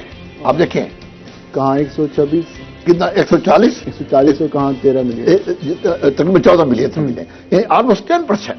ہم تقریباً 125 ملین وہ ضائع کر رہے ہیں. نہیں اسٹور نہیں کر رہے, مطلب اب اسٹور نہیں کر رہے ہیں. ہمارے پاس جو ہونی چاہیے نہیں, آپ ایکچولی وہ جو آتا ہے نا, ٹھیک ہے, اس میں مکمل تو نہیں سکتے اس حد تک, کس حد تک ہمیں وہ ہم فصلوں کو پانی لگاتے ہیں, لیکن 30 ملین ایکڑ فٹ پانی یعنی پچھلے 40 سال کا جو ایوریج ہے کہ ہم 30 ملین ایکڑ فٹ پانی سمندر میں ضائع کر رہے ہیں. سمندر میں 30 ملین ایکڑ پانی ہم اینولی ضائع کر رہے ہیں. یہ صورتحال ہے. ہم شیخ صاحب آپ کے پاس آئیں گے تو یہ جو جس طرح صورتحال, ایک جو ہم سر کے پاس بھی آئیں گے جو ہمارا سسٹم کیسا ہے, لیکن اس وقت جو ہمارے پاس سسٹم موجود ہے, جو ہم ایک گلا کرتے ہیں کہ جو ہم پانی کی لیئر خراب ہو رہی ہے, زیر زمین پانی کی لیئر, اس کی ایک ریزن ہے کہ جو ہمارے یہاں فیول اور فیکٹریوں سے جو پانی چیزیں نکلتی ہیں اس وجہ سے زیر زمین پانی خراب ہو رہا ہے. لاہور اور فیصل آباد کی ایگزامپل ہمارے سامنے موجود ہے. سلج کیریئر کا ایک منصوبہ شروع ہونا تھا، وہ کہاں تک پہنچا، کس حد تک اس پہ کام ہو رہا ہے؟ ہمارے ملتان کا منصوبہ ہے، جتنے ہمارے ڈسپوزل اسٹیشن ہیں، جو ہمارا سیوریج سسٹم ہے، ابھی ہم انفارچونیٹلی وہ تمام کا تمام میکسیمم جو ہمارا پانی ہے، جو سدرن سائڈ کا تمام پانی ہے، نارتھن سائڈ پہ ہمارے پاس سلج کیریئر موجود ہے اور ٹریٹمنٹ پلانٹ بھی موجود ہے، بٹ انفارچونیٹلی ہمارے پاس سدرن سائڈ پر یہ فیسلٹی موجود نہیں تھی، تو ہمیں مجبوراً یہ پانی فریش واٹر باڈی میں ڈالنا پڑ رہا تھا۔ ابھی ہمارا یہ ایک ایشین ڈیولپمنٹ بینک نے یہ والا پروجیکٹ ٹیک اپ کر لی ہے اور اس کے اوپر ہماری ورکنگ جاری ہے۔ یہ انشاءاللہ بہت جلد جو ہے وہ ایگزیکیوشن کی مراحل میں داخل ہو جائے گا۔ سدرن سائڈ پہ ہم ایک سلج کیریئر بنانے جا رہے ہیں، ایک بڑا سارا نالا بنانے جا رہے ہیں، جس میں جو بھی اس سائڈ کے ڈسپوزل اسٹیشنز ہوں گے وہ تمام کا تمام ویسٹ واٹر اس سلج کیریئر میں ڈالیں گے اور ریور چناب کے پاس جا کر ایک ہمارا ٹریٹمنٹ پلانٹ بنے گا، وہ پانی کو ٹریٹ کرے گا اور ایز پر اسٹینڈرڈ جب وہ ہو جائے گا تو پھر اس کو ریور چناب میں ڈسپوز کیا جائے گا۔ ٹریٹمنٹ پلانٹ کا ہونا کتنا لازمی ہے اس وقت جو صورتحال اوور آل اگر ہم بات کریں تو کتنی اہمیت کا حامل ہے؟ ایک پانی ویسے جا رہا ہے جو کہ سیویج کا پانی ہے، پولوٹیڈ پانی ہے، اس میں سارا کچھ کیمیکل موجود ہے، ٹریٹ ہو کے پانی جا رہا ہے، کتنا لازمی ہے؟ بہت ضروری ہے، بہت ضروری ہے۔ پانی کو ٹریٹ ہو کر ہی جانا چاہیے۔ اگر ہم اس کو فریش واٹر باڈیز میں ڈال رہے ہیں تو یقیناً ہماری بھی مجبوری ہے، شہر کی مجبوری ہے، بٹ یہ ہے کہ اس طرح نہیں ہونا چاہیے۔ اس سے یہ ہے کہ ہیلتھ کے ایشوز پیدا ہوتے ہیں، یہی پانی آگے لوگ یوز کر رہے ہوتے ہیں فصلوں کے لیے، اور اس کے بعد جب یہ پانی ریور چناب میں جاتا ہے تو وہاں پر بھی پرابلم ہوتی ہے، وہاں کی جو آبی حیات ہے وہ ڈسٹرب ہوتی ہے۔ بٹ جب یہ والا پروجیکٹ ہمارا انشاءاللہ مکمل ہو جائے گا، فصلوں سے جو پانی سے فصلیں کاشت ہوتی ہیں ان کی کوالٹی بھی الٹیمیٹلی جب آپ اس کو والا واٹر پرووائڈ کر رہے ہیں تو یقیناً ہیلتھ کے اوپر ہیزرڈس آتی ہیں، ٹھیک ہے؟ تو کتنا بجٹ ریکوائرڈ ہے؟ یہ تقریباً کوئی 40 ارب روپے کا پروجیکٹ ہے جو ایشین ڈیولپمنٹ بینک نے ٹیک اپ کر لی ہے، اس کے اوپر ورکنگ کر لی ہے، اس کی فیزیبلٹی مکمل ہو چکی ہے۔ یہ ایگزیکیوشن کے مراحل میں انشاءاللہ اگلے کوئی 3 سے 4 ماہ میں آن گراؤنڈ بھی آنے والے ہیں۔ کتنے سال کا پروجیکٹ ہوگا؟ کب تک ہم دیکھ سکیں گے یہ کمپلیٹ ہو سکے گا اگر فنڈز ملتے رہے تو؟ ہاں، یہ کیونکہ ایڈٹ پروگرام ہے، ایشین ڈیولپمنٹ بینک کا پروگرام ہے، تو یہ 2 سے 3 سال کا پروگرام ہوگا انشاءاللہ، کیونکہ بڑا میگا پروجیکٹ ہے۔ اس میں لینڈ ایکوزیشن ریکوائرڈ ہوگی، کیونکہ اپنے نالا گزارنا ہے، جگہ نہیں ہے، اپنی جگہ ہائر کرنی ہے، پھر ٹریٹمنٹ پلانٹ ایک بہت بڑا اسٹرکچر ہے، وہاں پہ اپنے ریور کے قریب جا کر وہاں اپنے لینڈ ایکوائر کرنی ہے، تو 2 سے 3 سال کا پروجیکٹ ہے۔ 2 سے 3 سال۔ لاہور فیصل آباد میں کیا پریکٹس ہو رہی ہے؟ نہیں، لاہور میں بھی وہ فریش واٹر باڈیز میں پانی ڈال رہے ہیں، ان کے پاس بھی ابھی تک ٹریٹمنٹ پلانٹ نہیں ہے۔ لیکن یہ جو صورتحال ہے کہ ہمارے پاس ٹریٹمنٹ پلانٹ پہ بھی کام ابھی ہونے کی بہت زیادہ ضرورت ہے۔ ایک سائڈ پہ ہمارے پاس ملتان میں موجود ہے کہ سیکنڈ سائڈ پر فنڈز جب نہیں ملیں گے تو لازمی بات ادارہ کیسے بنا سکتا ہے، تو اس پر کس حد تک فوکس کرنا چاہیے؟ جو پانی آ رہا ہے اور وہ جو دریاؤں میں پانی ایسا چھوڑا جا رہا ہے، سیویج کا پانی ہے، پولوٹیڈ پانی، وہ کتنا خطرناک ہے؟ یہ بھی پوچھنا چاہوں گا کہیں اور بھی ایگزامپل ملتی ہے عالمی سٹینڈرڈز میں؟ جی عالمی سٹینڈرڈز کی بات کریں، جی بالکل عالمی۔ میں آپ کرتا ہوں، میں جب ایکشن تھا اس میں تو ایک کمیٹی جو کہ پورے پاکستان کو مانیٹر کرتی تھی کہ جو فیکٹریز جو ہیں وہ یہاں ہمارے پاس بھی قانون ہے، ہمارے پاس بھی قانون ہے کہ انڈسٹری جتنی بھی انڈسٹری ہے وہ اپنا جو ایفلوئنٹ ہے، واٹر جو ایفلوئنٹ ہے اس کو ٹریٹمنٹ کے بغیر نہیں کریں گے، سمجھے نا؟ لیکن میں آپ یقین کریں گے صاحب، میں اس کمیٹی کا ممبر رہا ہوں سوری، اور میں نے پنجاب میں بھی اور سندھ میں تقریباً 50 کے قریب فیکٹریاں میں نے انسپیکٹ کی ہیں۔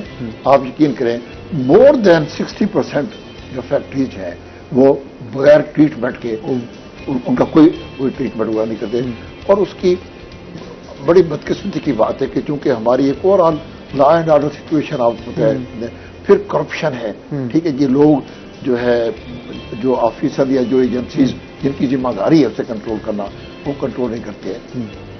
اصل یہ سب چیز ہے وہ ہے لا اینڈ آرڈر کی، کیونکہ ہمارے یہاں لا اینڈ آرڈر قوانین پہ عمل درآمد نہیں کہ یہ ویسے ہے کتنا خطرناک اگر کوئی فیکٹری بہت خطرناک ہے، یہ تو بہت بڑا، یہ تو قتل جیسا جرم ہے کہ آپ قوم کی صحت سے کھیل رہے ہیں۔ قوم جو فیکٹریوں سے اس میں آرسینک بھی ہوتا ہے، اس میں بے شمار کیمیکلز ہوتے ہیں، وہ تو ایسا پانی ہوتا ہے کہ جو زمین کے اوپر بھی پڑے تو آپ دیکھیں کہ زمین وہ ختم ہو جاتی ہے، زمین ختم ہو جاتی ہے انسان کی. اور ہمارے یہاں بڑی ابھی آپ نے دیکھا ہوگا، میں نے یہاں ہماری یہ جسے سکندری نالہ بھی کہتے ہیں، شیرآباد برانچ ہے، آپ نے دیکھا ہوگا بہت عرصہ یہاں تک مظفر آباد کے قریب وہ جو نہر ہے انڈسٹریل جو ایفلوٹ آتا ہے وہ پائپ اوپر سے پھٹا ہوا تھا، ٹوٹا ہوا تھا، اور وہ سارا اس کے وہاں پہ رکنا مشکل تھا.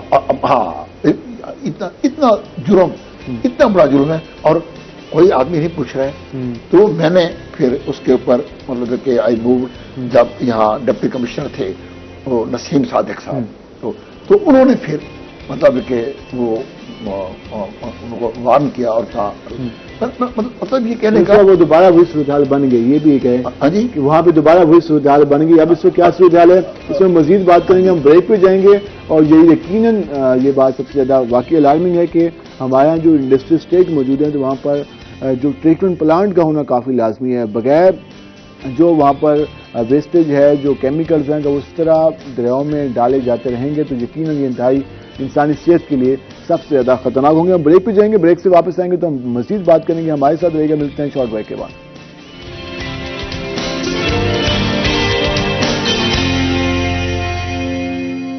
ویلکم بیک ناظرین. جس طرح ہم صاف پانی کی اہمیت کے حوالے سے بات کریں، ڈیمز کے حوالے سے بھی آپ نے جو گفتگو جانی کہ کتنا لازمی ہے ڈیمز، اور اس کے ساتھ ساتھ جو سلیج کیریئر کا منصوبے ہیں، اس کے ساتھ ساتھ جو واٹر ٹریٹمنٹ پلانٹس ہیں ان کا ہونا کتنا لازمی ہے. اس حوالے سے ہم نے تفصیلی گفتگو کی. ہم ذرا ملتان پہ آئیں گے، ملتان کی تحصیلوں پہ آئیں گے کہ اس وقت وہاں پر کیا صورتحال ہے. سر شجاع آباد، جلال پور، پیر والا کی اگر ہم بات کریں، ملتان کی 2 تحصیل ہیں، وہاں پر کیا صورتحال ہے؟ ملتان شہر پہ تو ہم دیکھ لیتے ہیں، وہاں تو مانیٹرنگ ہو جاتی ہے، وہ لوگوں کی باتیں بھی سامنے آ جاتی ہیں، لوگوں کی شکوے بھی سامنے آ جاتے ہیں. جلال پور، پیر والا اور شجاع آباد، وہاں پر پانی کی کیا صورتحال ہے؟ کیا دیکھا آپ نے؟ میں اس ایریے میں ایسے رہا ہوں. شجاع آباد میں تو گراؤنڈ واٹر بہتر ہے، ٹھیک ہے وہاں اتنا، لیکن جلال پور پیر والا جو ہے وہ گراؤنڈ واٹر کے حوالے سے وہاں صورتحال بہت سنگین ہے.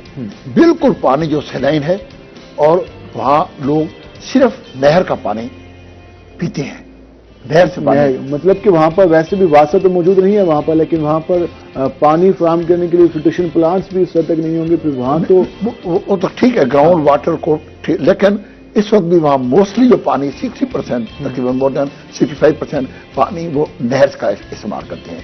یہ جو ہمارا جسے سکندری نالہ کہتے ہیں، شجاع آباد برانچ کہتے ہیں، یہ انہیں فیڈ کرتی ہے اس ایریا کو. اور ہمارے میلتھی کنال کا بھی ڈسٹریبیوٹریز ہیں وہ جاتی ہیں جو جلال پور پیر والوں کو فیڈ کرتی ہیں. لیکن یہ بڑی بدقسمتی کی بات ہے کہ آپ نے دیکھے کہ یہاں ہماری شجاع آباد کنال پر انڈسٹریل ویسٹ جتنا بھی ہے وہ جو جاتا ہے، وہ لوگوں نے دیکھا ہے کہ پائپ اوپر سے گزرا ہے اور وہ سارا پانی جو ہے وہ نہر کے اندر جاتا ہے. اب یہ اول تو یہ انڈسٹریز ڈپارٹمنٹ کی ذمہ داری ہے کہ وہ اپنے جو سورس ہے جہاں سے پانی آ رہا ہے اس کو ٹریٹ کر کے بالکل ٹریٹ کر کے آگے وہ کرے. پھر اریگیشن ڈپارٹمنٹ کی بھی ذمہ داری ہے کہ وہ اپنی نہروں کو محفوظ اپنے کینل کو محفوظ کریں. بالکل. اگر کہیں اس میں وہ ہو رہی ہے کوئی اور ڈپارٹمنٹ یا کوئی ہو رہا ہے تو اریگیشن ڈپارٹمنٹ کو بھی they should not keep sleeping. پھر جو ڈسٹرکٹ ایڈمنسٹریشن ہے، جو لا انفورسمنٹ جو ایجنسیز ہیں، ان کی بھی ذمہ داری ہے. لیکن یہ بڑی بدقسمتی کی بات ہے کہ بس کیا کرنا چاہیے کہ اوور آل کیونکہ ہماری جو لا اینڈ آرڈر جو سچویشن ہے وہ اتنی اچھی نہیں ہے اور اس معاملات کو اتنا زیادہ سنجیدہ نہیں لیتے اور اس پہ فوکس نہیں کرتے. حالانکہ یہ اتنا سنگین جرم ہے، قوم کی صحت سے کھیلنا، لوگوں کی صحت سے کھیلنا، ایسا یہ تو قتل جیسا جرم ہے. اگر ہم باقی ممالک کی بات کریں تو کیا ہم وہاں بھی اس طرح کے نو بلال صاحب وہاں تو میں رہا ہوں، میں یورپ میں بھی میں رہا ہوں. میں نے ماسٹر انجینئرنگ ماسٹر یورپ سے کی ہے، انگلینڈ سے کی ہے، میں امریکہ میں بھی رہا ہوں. They are so particular about this document. میں آپ کو بتاتا ہوں، یہ ورلڈ ٹریڈ آرگنائزیشن کی آپ ڈائریکٹری نکالیں، آپ کی ڈائریکٹری آپ نکالیں اور آپ اس میں جو کہ UN نے ورلڈ ٹریڈ آرگنائزیشن نے وہ ڈائریکٹری وہ چھاپی ہے. اس میں انہوں نے جو ورلڈ ٹریڈرز جو ہیں ان کو بتایا ہے کہ دنیا کے آپ جس ملک میں بھی جائیں, ہر ملک کا بتایا کہ فلاں جو ملک ہے اس میں پینے کے پانی کی کوالٹی کیسی ہے. ٹھیک ہے, ٹھیک ہے جی. تو اس ڈائریکٹری میں لکھا ہوا ہے کہ یورپ, امریکہ, جاپان, چائنا یہ وہ ملک ہیں کہ جہاں آپ ایون ٹیپ واٹر بھی پی سکتے ہیں. ٹھیک ہے, اس حد تک محفوظ ہے وہاں پر پانی, وہ پانی محفوظ ہے. پاکستان کے متعلق یہ ہے کہ پاکستان کا ٹیپ واٹر بالکل محفوظ نہیں ہے, بالکل بھی محفوظ نہیں ہے کسی بھی شہر کا, کسی بھی شہر کا محفوظ نہیں ہے. تو جس طرح سر نے تفصیلی بات کی, ہم کس طرح سے ورک کر سکتے ہیں؟ انڈسٹری ڈپارٹمنٹ ورک نہیں کر رہی, وہاں پہ ایجوکیشن ڈپارٹمنٹ نہیں کر رہی, وہاں پر کوئی ذمہ داری لینے کو تیار نہیں. یہ سلسلہ چلتا رہا, لیکن اس کا لوڈ واسطہ پہ بھی آئے گا, کیونکہ زیر زمین پانی خراب ہوتا رہے گا تو واسطے کی اس طرح کیپیسٹی نہیں ہوگی کہ ہر شہری کو صاف پانی فراہم کر سکے. کس طرح کی ورکنگ ہونی چاہیے اور اس حوالے سے کیا لگ رہا ہے آپ کو؟ اسٹیٹ کا جو تعلق ہے ان کی مینجمنٹ کو چاہیے کہ وہ اس کو دیکھیں, ہر انڈسٹری کے اندر جو ان کا ٹریٹمنٹ پلانٹ کو انشور کریں کہ جو ان کا ویسٹ واٹر باہر آ رہا ہے اور سیور سسٹم میں انٹر ہو رہا ہے, کیا وہ پراپرلی جو ہے وہ اس کو ٹریٹ کر رہے ہیں یا نہیں کر رہے. اگر نہیں کر رہے تو ان کو انشور کرنا چاہیے کہ وہ اس کو ٹریٹ کر کے پانی کو بھیجیں, سو دیٹ آپ کا جو گراؤنڈ واٹر ہے وہ پلوٹ نہ ہو اور اس کو تب منیمائز گراؤنڈ واٹر واسطہ کے انڈر آتا ہے, گراؤنڈ واٹر سٹی کا واسطہ کے انڈر واسطہ. اگر وہاں پر اس طرح کا استعمال جائے تو واسطہ کی بھی ذمہ داری بنتی ہے کہ وہ اس حوالے سے کوئی نوٹس لے, ایکشن لے. واسطہ کا ایکچولی وہاں پر اسکوپ ہے نہیں, کیونکہ انڈسٹری اسٹیٹ کے تمام معاملات جو ہیں انڈسٹری اسٹیٹ کی اپنی مینجمنٹ دیکھتی ہے, ان کا سیور سسٹم جو بھی چیزیں ہیں وہ تمام کا تمام انہی کے پاس ہی ہے. تو واسطہ کا اصل میں وہ کنٹرول ایریا نہیں ہے, ادروائز واسطہ ضرور اس کے اوپر ٹیک اپ اگر شہر میں کچھ طرح کا ہو تو واسطہ, جی واسطہ بالکل ٹیک اپ کر سکتا ہے اس کو. اگر شہر کے اندر ہے ہماری لمٹس میں تو ہم اس کے اوپر یقیناً ایکشن لے سکتے ہیں. تو جو ہمارے دیگر جس طرح جلال پیر والا کی بات ہے, شجاع آباد, ان شہریوں کو کیا کرنا چاہیے؟ وہاں پر واسطہ موجود نہیں ہے, وہاں پر فلٹر پلانٹس کے حوالے سے یہاں بھی 125 فلٹر پلانٹ بنائے گئے تھے ایڈمنسٹریشن کے نتیجے, لیکن وہ بند ہو گئے. تو وہاں کوئی پراپر اتھارٹی موجود نہیں ہے, پراپر ایجنسی موجود نہیں ہے.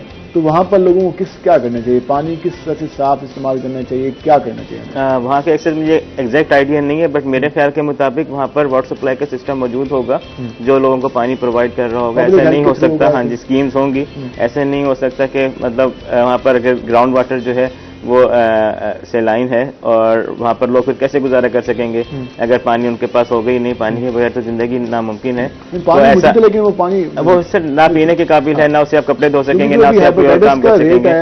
شجاع آباد کے کچھ علاقے جو ہمیں 60% ہیپاٹائٹس آیا, تو یہ وہاں پہ 58% مڈوٹلی اور شجاع آباد کے ایریا سے آیا. تو وہاں پر یہ ایشو ہے واقعی. ہاں نہیں, وہاں پر یقیناً یہ ہوگا اور ساتھ میں ان کی کوئی نہ کوئی اسکیمز بھی ہوں گی, فلٹریشن پلانٹ بھی ہوں گے. میں نے کبھی وزٹ نہیں کیا ادھر کا, تو میرے خیال میں یہ ساری چیزیں وہاں پر موجود ہوں گی. مطلب اگر شہر کا پانی جو ہے وہ سیلائن ہے تو وہاں پہ ساتھ میں پیچھے ریور گزرتا ہے, ریور بیلٹ کا پانی میں خیال ٹھیک ہے وہاں پر نا, اور وہاں سے کچھ ٹیوبویلز بھی میرے خیال کے مطابق انسٹالڈ ہیں جو کہ شہر کے اندر پانی لے کر آتے ہیں. انہوں نے بیلٹ کے اوپر لگائے ہوئے, جو پیچھے جو ان کے ریور گزر رہا ہے ریور بیلٹ کے اوپر انہوں نے ٹیوبویلز وہاں کافی سارے انسٹالڈ ہیں, وہ میں دیکھیں. تو وہ وہاں سے وہ پانی جو ہے وہ لے کر شہر کے اندر آتے ہیں. تو اس طرح کی اسکیمز وہاں پر موجود ہوں گی یقیناً, تبھی لوگ سروائیو کر پا رہے ہیں. ہم ہر بار میسج دیتے ہیں کہ پانی ابال کر استعمال کریں, صاف پانی. تو پانی جب کس حد تک پانی ہے اس کو ابال کر استعمال کرنا چاہیے تاکہ جو لوگ گھروں میں بیٹھے ہیں تو وہ اس حوالے سے ان کو یہ بھی اویئرنیس مل جائے.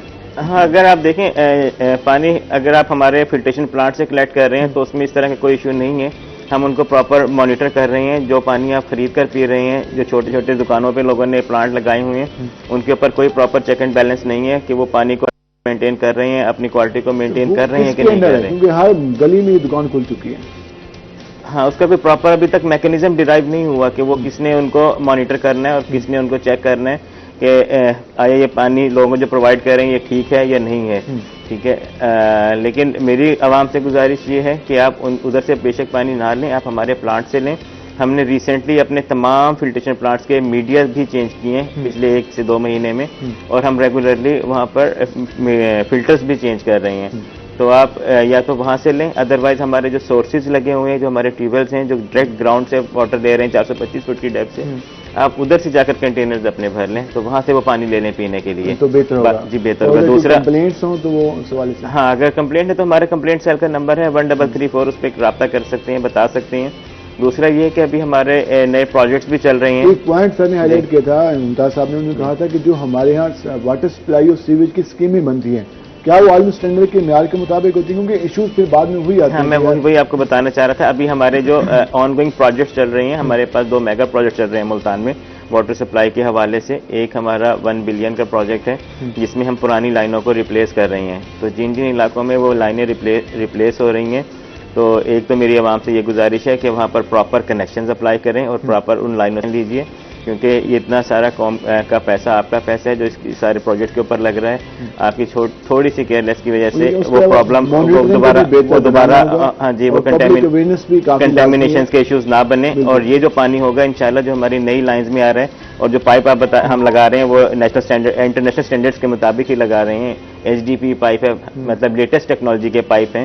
تو آپ کا یہ جو پانی آئے گا انشاءاللہ یہ آپ کے ڈور سٹیپ کے اوپر بھی آپ اس کو چیک کریں گے تو یہ پینے کے قابل ہوگا. اللہ کرے اس طرح سلسلہ ہو اور جو عوام ہے اس کو صاف پانی مل سکے. سر لاسٹ میں ہم کنکلوژن کی طرف جائیں. حکومت کو، اداروں کو کس حد تک ورکنگ کرنے کی ضرورت ہے؟ ڈیمز کے پروجیکٹ بھی جاری ہیں، اس کے علاوہ شہروں میں کس طرح سے ہم پانی کو محفوظ بنا سکتے ہیں، گھروں میں کس طرح محفوظ بنا سکتے ہیں؟ مختصر اس پہ کنکلوژن. راز صاحب ایسے ہے کہ جب تک ہم ایک ہر سسٹم ہوتا ہے اس کا ایک میکرو لیول ہوتا ہے، ایک مائکرو لیول ہوتا ہے، ٹھیک ہے جی. سب سے اہمیت دونوں کی بڑی اہمیت ہے. اب میں کہوں گا میکرو لیول کے اوپر جب تک ہم ڈیمز نہیں بنائیں گے، اور پانی کی سٹوریج جو ہے اس کی اپنی یعنی کتنی بدقسمتی کی بات ہے. 30 ملین کیوسک ضائع کر رہے ہیں، وہ اگر ہم سٹور کر لیں گے تو اس کے بعد صورتحال چینج ہوگی. بالکل. اس سے ہمیں جو ایک تو ہماری ایگریکلچر کو اس وقت جو ہمیں تقریباً 30 سے 40% پانی کی کمی ہوتی ہے ہماری ایگریکلچر کو، ٹھیک ہے جی، وہ دور ہوگی نمبر 1. اور دوسرا یہ ہے کہ آپ کے دریاؤں میں یہ اب تو دریاؤں میں پانی آتا ہے صرف مئی، جون، جولائی، اگست 4 مہینوں میں. جب آپ کے پاس سٹوریجز ہوں گی تو آپ تمام سال پانی کو چلا سکتے ہیں، فلو رہے گی بالکل دریاؤں میں، اور پورا سال فریش واٹر جو ہے اس کا ریچارج ہوگا. آپ کی گراؤنڈ وہ ریچارج ہوگی اور وہ بہتر ہوگی. تو جو سٹوریجز جو ہے وہ صرف اس لیے نہیں کہ ایگریکلچر یا آپ کی اس کے لیے بجلی پیدا کرنے کے لیے، بلکہ اس کا ایک اور بڑا فائدہ ہوتا ہے کہ آپ کے دریاؤں کے اندر تھرو دا ایئر فلو رہتا ہے اور اس سے آپ کا گراؤنڈ واٹر جو ہے وہ بہتر ریچارج ہوتا رہتا ہے جی. اور آپ کو اچھا پانی بہت شکریہ. آپ ہمارے پروگرام میں مختصراً عام پبلک کے لیے کیا میسج ہوگا، گھروں میں پانی محفوظ کیسے بنائیں؟ میرا میسج یہی ہے کہ آپ جو ہے ہمارا سپلائی کا ٹائم جو ہے اس پر تھوڑا سا ہم نے اس کو آج کل شارٹ کیا ہوا ہے، ایز پر نیڈ کیا ہوا ہے. تو عوام کے بیہیویئر کو دیکھتے ہوئے سارا کچھ چینج کیے. تو کائنڈلی آپ جتنا پانی آپ کو ضرورت ہو آپ اتنا پانی استعمال کریں، پانی کو ضائع نہ کریں. شکریہ. آپ ہمارے پروگرام میں انجینئر ممتاز احمد خان صاحب، آپ کا شکریہ. ہمارے پروگرام میں تفصیلی بات کی. ناظرین، جس طرح ہم نے بات کی کہ پانی کی کیا اہمیت ہے، یقیناً پانی زندگی ہے اور دنیا کی معیشتوں کا انحصار اب آنے والے دنوں میں پانی پہ ہوگا. اور جو اس وقت صورتحال ہے ہم نے تفصیلی ڈسکس کیا ملک کی صورتحال کے حوالے سے، ساؤتھ پنجاب کے حوالے سے، ملتان کے حوالے سے. تو ہم پانی کو کس طرح سے محفوظ بنا سکتے ہیں، حکومتوں کو بھی اس حوالے سے فوکس کرنا ہوگا. اور جو اس حوالے سے ٹریٹمنٹ پلانٹس ہیں، ڈیمز ہیں، اسٹوریج پلانٹس ہیں، ان پر فوکس کرنا ہوگا. تبھی جو ہمارا پانی ہے اسے محفوظ بنایا جا سکتا ہے. اس کے ساتھ ساتھ ہر فرد کی ذمہ داری ہے وہ جہاں بھی ہو وہ پانی کو ضائع نہ کرے، پانی کو محفوظ کرے. تو آج کے پروگرام سے اپنے میزبان بلال خان نیازی کو اجازت دیجیے. اللہ نگہبان.